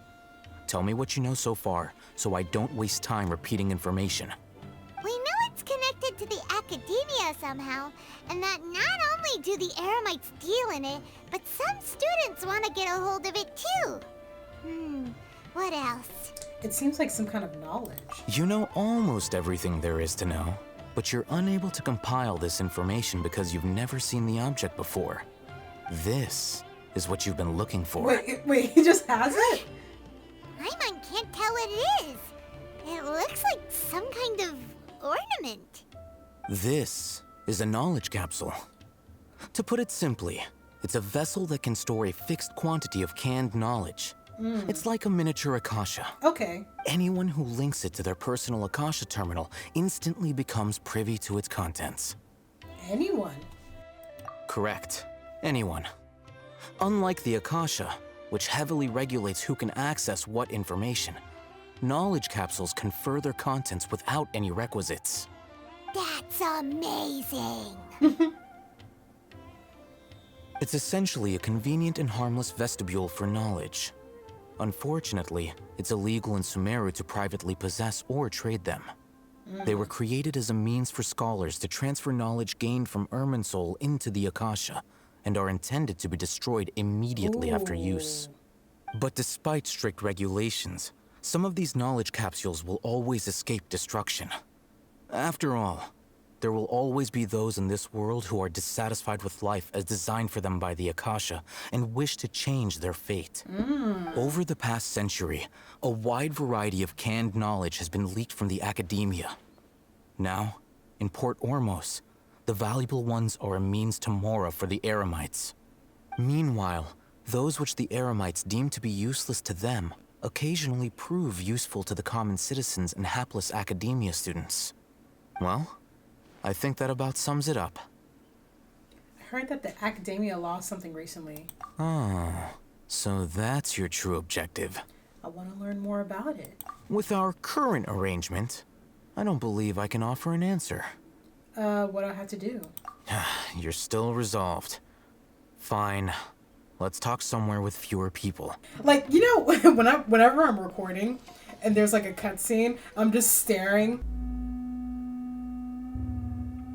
And it looks like I'm bored, but I'm actually like really invested. If you wish to learn more about the knowledge capsule that the Academia lost, then you must help me with something.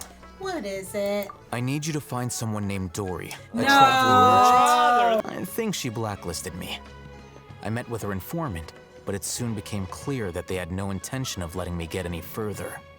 Become one of Dory's customers and earn her trust. This is my condition for further collaboration. Why do you want us to meet with her? Until you complete this task, you don't have question privileges. Fine. So how do we go about doing this? You two are outlanders who haven't been here for long, so Dory should view you as safe clients. I'll give you the informant's address and their contact password. Beyond the password, though, I have no way of knowing what other tricks she might have up her sleeve. You'll have to improvise. This is kind of nerve-wracking. The true challenge begins after you meet her. She has a keen nose for Mora and a shrewd eye for wares, and she only likes customers who she deems to have good taste. I'll prepare some funds for you. Buy her highest quality wares and earn her approval. But we only just saw a knowledge capsule for the first time. We don't know how to tell which ones are good and which ones are bad. Is that something we can learn quickly? That's true. Have you two heard of elemental sight? I can use it. Oh? That's a surprise. Guess I'll have to hold you in higher regard. Anyway, that ability should resolve your issue. The one on the left shines bright. Rumor has it that higher quality knowledge capsules generally appear brighter when viewed through elemental sight. That's because knowledge originates from Irminsul, the root of Dendro power itself. The more powerful the knowledge, the richer it is in Dendro energy. Okay. However, some canned knowledge with a high concentration of elemental energy is of little use in contemporary times, so those capsules are of little value. Don't be cheap. You'll need to spend to catch Dory's eye. If there's any more left over, just keep it. Dang, wait, how much money he got? Oh. Hello. What are you two looking to buy? We want to buy some raw hara fruits. Wait, what? What a unique palette. We have unripe hara fruits, but we usually keep them in the back. I'll have someone escort you. Was I supposed to look at something? Following the paper got us past the first round. Oh, shoot! These two want to buy unripe hara fruits. Show them to the warehouse. Got it. You two, please follow me. I didn't know there was like a paper we had to read. You two have a... Hold on. Wait, what did he give us? Where is it? Where is it? This is too much. Can you walk a little faster, Ronok? Before I retrieve your products, I need to confirm a few things. It's kind of low. Please forgive me, but we may not have sufficient stock for you today. Earlier, many of our hara fruits were taken by mice. Oh wait, I saw that. Taken by mice. Sold to customers. I'm sorry to hear that. Congratulations to you. Thanks. If better goods come in, you'll be the first to know. You look like you have some skill. Why don't I pick out some fruits that'll make you dizzy? Dizziness with a side of tinnitus, please. Yep, that's the right answer. But eating hara fruit that makes your head and ears ring? Would you like your hara fruits to be packaged in the Sumeru City or Port Ormos style? Port Ormos. Wow, you two sure are generous customers. We'll be sure to package your products beautifully. Okay, everything has been confirmed. Miss Dory is waiting for you up at... Shoot, it's the Matra! Run! Oh, ah! What? The Matra? Where? Oh, Hatham said we're done for if they catch us. We gotta get out of here. All right, let's go. We don't know this area, so let's follow that informant. Oh wait, where'd he go? Wait, I don't even see anyone. Look, he's over there. Man, he is running. Does he have charges? Is there like a warrant out for his arrest? Like, he's running for his life, bro. If you're hiding from the Rishbaland tiger, come this way. Another password. Huh? Here, over here. Wait, where was he taking us before? I love the animation of them clapping. But are we definitely gonna be safe here? These two good customers wish to buy some hara fruit, Miss Dory. And if there's nothing else, I'll just excuse myself. Oh, very good. Thank you. Her pupils look like skulls, like crossbones. Wait, you're Dory? Paimon sure thought you'd look a whole lot scarier. Hey, what are you trying to say, Princess Pea-Brain? I can be scary enough when I need to be, believe you me. If you don't watch what you say, then you can forget about doing any business. But it seems you two have actually done pretty well so far. Not only did you manage to find the informant, your reactions were also pretty sharp. You don't really look like criminals or anything, but I bet my Mora that you've been involved in some shady dealings, haven't you? Paimon's not sure if that's supposed to be a compliment, but we'll take it. I can't risk doing business with people who start huffing and puffing after just a few paces, no matter how much Mora they might have. Not only will they get caught by the Matra, but they'll also get us into trouble. As decent folks trying to run an honest business, we don't need any of that. Wouldn't you agree? Sure. So that's why I prefer to have customers like you. It's your first time here, but don't worry, I won't ask too many questions. Even if you wish to buy enough knowledge capsules to decorate your house with, please, knock yourself out. As long as you have lots of round, shiny Mora, then we're all good. Can you show us your products? Ah, yes, of course, of course. Go ahead, help yourselves. Voila! Wow, she has a troll. What? Like just out in the open? Whew. She'd probably be in serious trouble if the Matra caught her with all this. Alright, let's try the method that Al-Haytham mentioned. Oh, wait, do they just telepathically speak to each other? Oh wait, they're kind of even, but this one seems to be glowing the brightest. Oh, I'll take this one. Okay, Lumen knows what she wants. And this one. As well as this one. Dang! You've really got a good head on your shoulders, and quite the eye for quality. We're about to have no more left. You pick and choose a variety of canned knowledge. We'll take these, please and thank you. Are we actually going to be able to use it though? My oh my! You I have want to blessed actually with taste for see both it. the exquisite and the extravagant. Customers like you are a rare breed. 1 in 100. No, 1 in 1,000 even. Listen, I have a special offer for you two. If you spend just 100,000 more, you can pick any knowledge capsule of your choice up to a value of 1 million mora. Ooh. Say what now? Let's do it. Oh, they're all worthless. Let Paimon take a look here.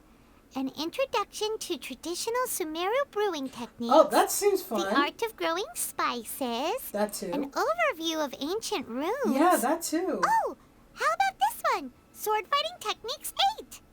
Not sure we'd ever find volumes 1 through 7, but at least this knowledge should be useful, right? Let's go with this one. Whatever makes Paimon happy. Oh, hey them, we're back.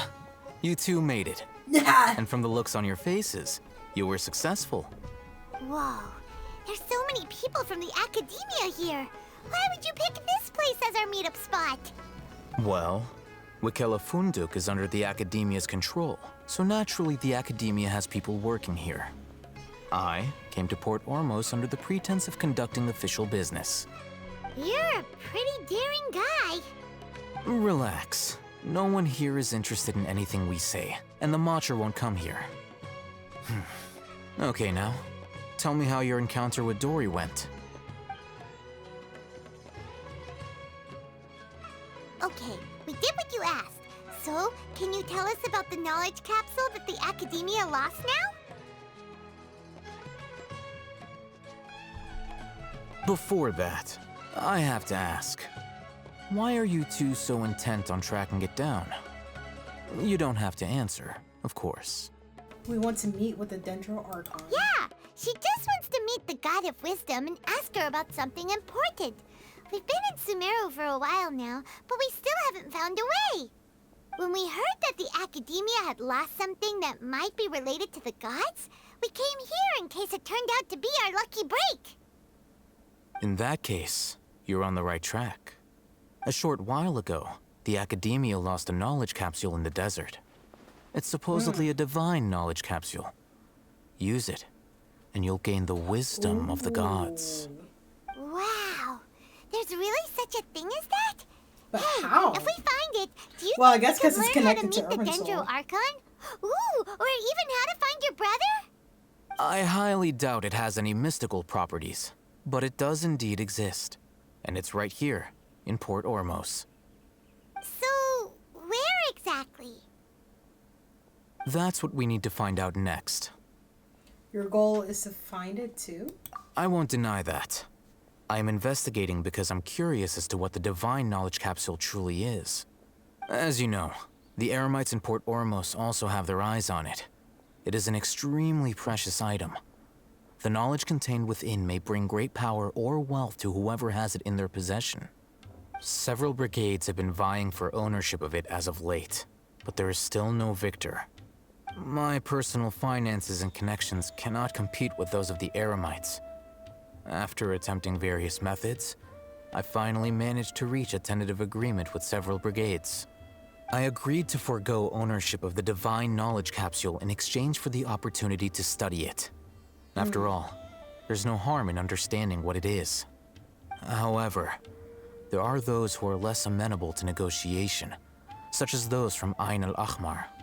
They adamantly believe that the divine knowledge capsule contains King Deshret's power, and that he will return to this world when they obtain it. They refuse to let anyone from the Academia tarnish their deity's soul. Okay, I'm getting lost.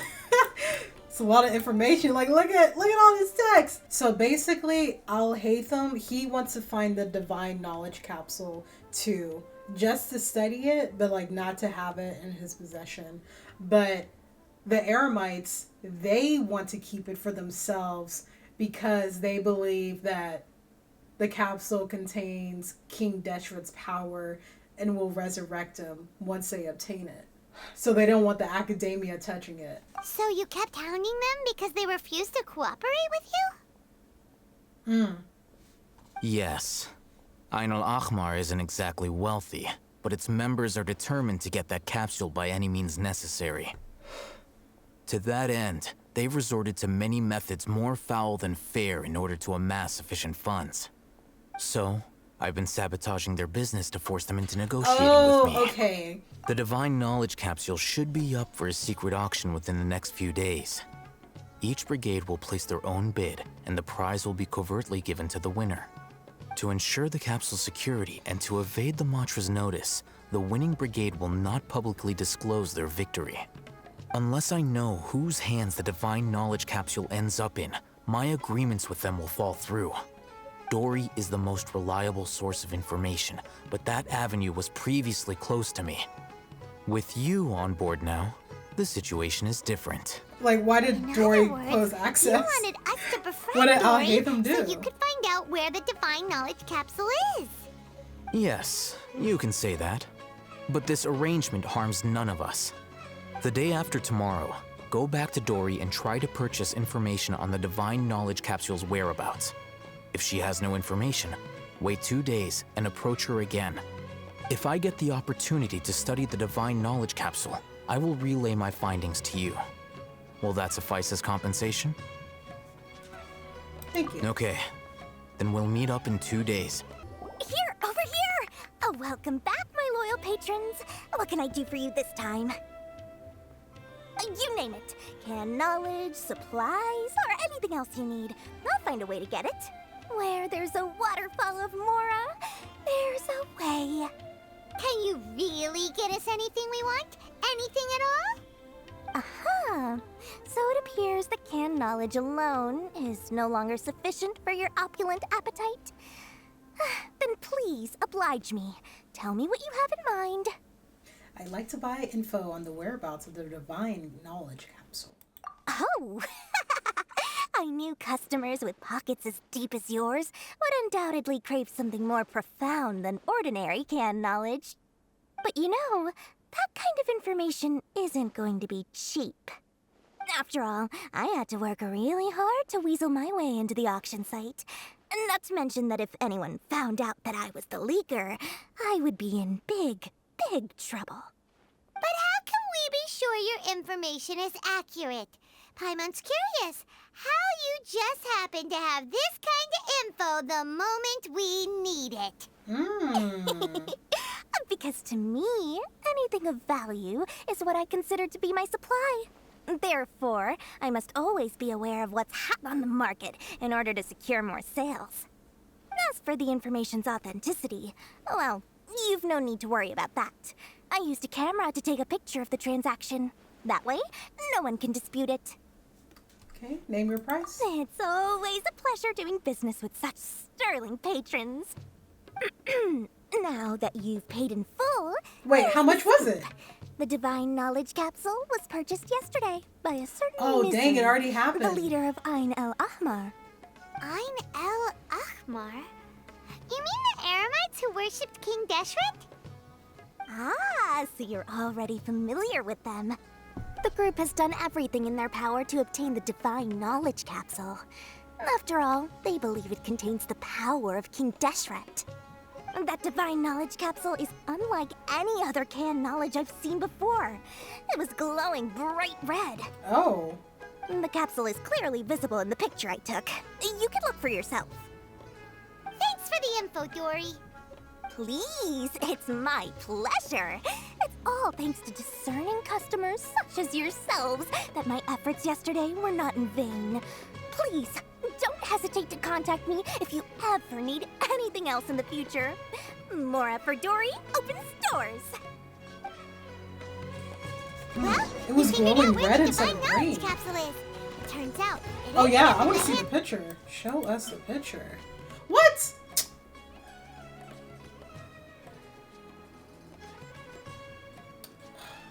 What? Like, why? What's the point of them giving the picture if you can't even see it? That's stupid. Well, maybe it will show us when we talk to Alhaitham. If not, I'm gonna be really annoyed. Alhaitham, we got the info you wanted. Really? All right. Let's hear it. It's in the hands of Ain al-Ahmar. Dory even gave us evidence to verify the intel. Have a look. Huh, look at that. Clear as day. Yeah, I wouldn't It know. must have taken some guts just to infiltrate the scene of the Eremites' transaction. But then to get close enough to take a picture like this. Bold move, Dory. Very bold move. Yeah, this is a great All right. picture. So glad The person I get in to this see picture it is with my indeed own eyes Misery, and not the have to leader of imagine Ain it. al-Ahmar. And the glowing red capsule he's holding appears to be the Divine Knowledge Capsule.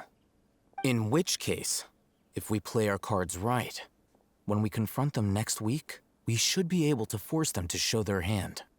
At first, Paimon didn't get why you were provoking these Ain el-Ahmar guys.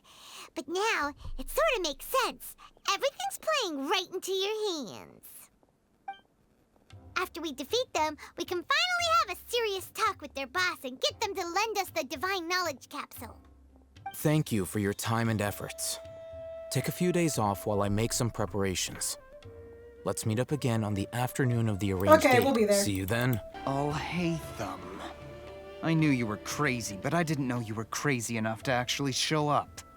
It was I who demanded that these negotiations take place. I was more worried that you might go back on your promise. But to your credit, it appears that you're sticking to your word. This is turning into quite an occasion. I also brought some backup. I assume you don't mind.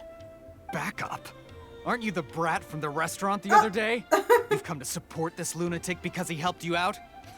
Fine, your funeral. I'm not going to mince my words. Once we're done with you, you'll be nothing more than fish food. Get 'em, boys! Get 'em, boys. Come on, Al, Hatham. Here they come. Good luck, you two.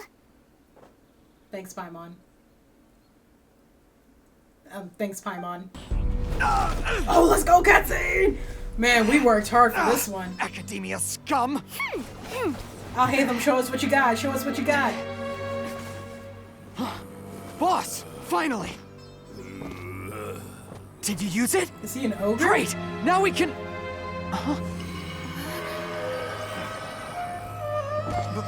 Boss?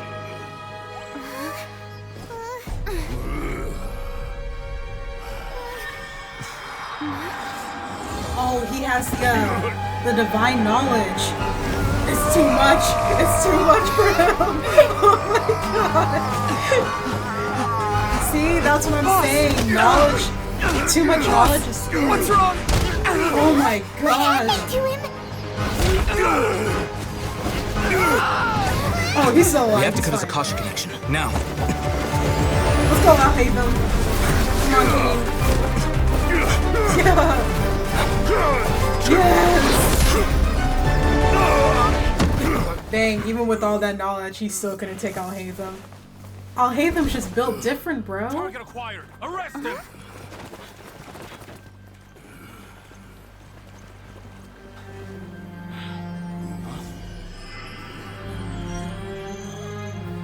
Al Hatham. Do not impede our work. Baddie. Is that understood, Al-Hatham?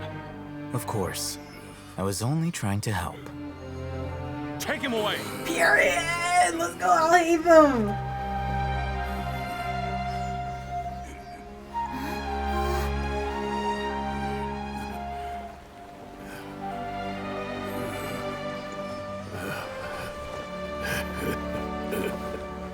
World, forget me.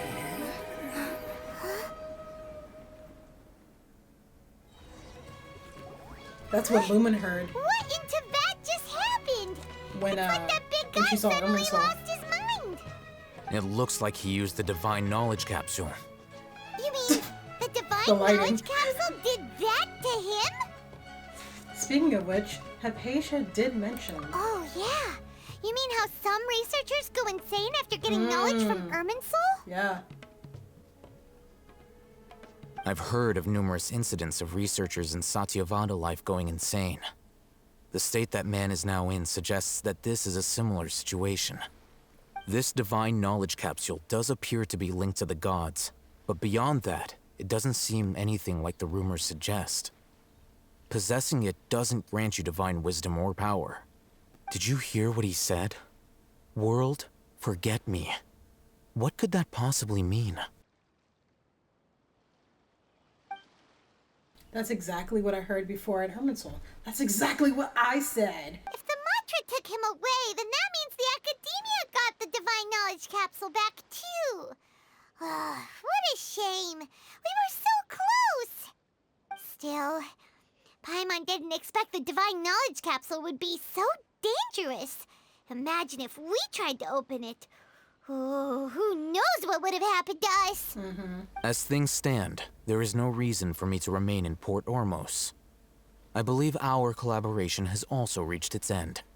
Oh, we were so busy trying to find the Divine Knowledge Capsule that Paimon forgot to ask you something. Since you're a member of the Academia, Is Alhaitham going to tell them that he snagged how we can it? go about meeting Lesser Lord Kusanali? It doesn't seem like he Truthfully, mentioned it. I don't. Lesser Lord Kusanali appears to exist outside of Sumeru's entire administration. Most of the time, you wouldn't know she exists at all. Dang, because the Academia is making it... wait, the Academia is keeping it that way. Oh, man, I can't talk today or yesterday. Yeah, he hasn't mentioned that he took it. I mean, he did promise that whatever he found in the capsule, he would eventually tell us, but it's kind of weird that he's not saying it yet. Moreover, since the Academia possesses the Akasha, a symbol of our deity's wisdom, scholars have no reason to desire to make contact with the deity herself anyway. Everything about Lesser Lord Kusanali is such a mystery. I'm heading back to the Academia. How about you two? It's almost the day of the Sub-Zero's festival. Maybe we should head back too. We've been rushed off our feet over the past few days, so maybe a little rest and relaxation will do us good. You have a point. Then we'll part ways here, Alhaitham, until we meet again.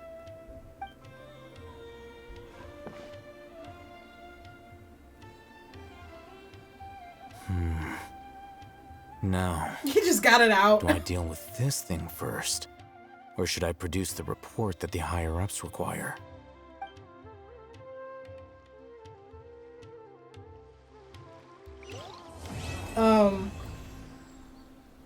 Can we trust Alhaitham? Can we trust him? Guys, can we trust Alhaitham? Because I don't know. He's being kind of sketchy. He didn't tell us that he snagged it.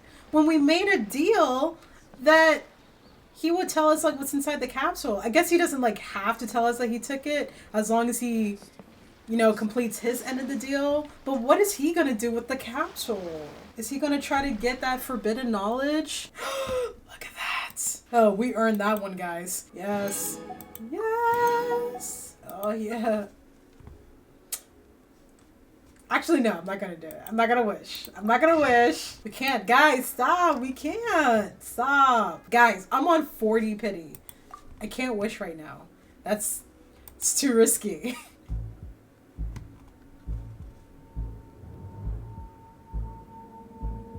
Let's just do one.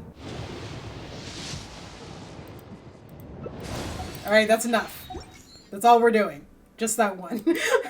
We gotta build some self-control and make me lose my self-control. Look at her, she's so beautiful. That's gonna be the end for this video.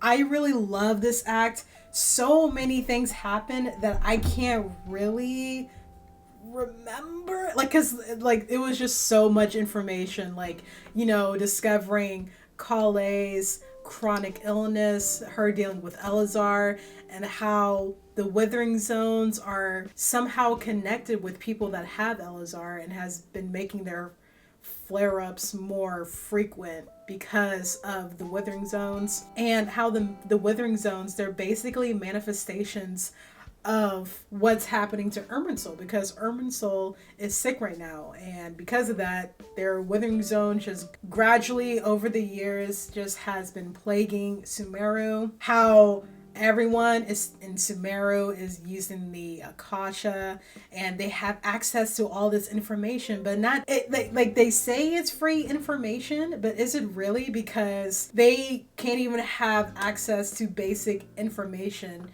such as who Lesser Lord Kusanali really is, what she even looks like, any of her other names. But there's this wealth of information about Greater Lord Rikadevata because the academia controls who gets what information, which is crazy because that do be like real life. Is it for better or worse? Like, should they be able to access full knowledge of everything, or should they have access to some knowledge? Like, is ignorance really bliss, or should they be in pursuit of knowing everything about the world and beyond the world, such as divine knowledge? Should regular people, mortals, have access to divine knowledge? Is it something that they deserve? Something they can handle? Something that they want? Like, do they really want that? I am looking forward to the next act, like, because I really love Sumeru's story. I really liked being able to play through Act 1 and listening to the majority of the dialogue. I feel like I listened to like 90% of it. I really loved the story quest when I first played it. It was just so good. It's so good. But yeah, if you guys ended up liking the video, give it a like, share, subscribe for more, and I hope you have a wonderful day. Bye!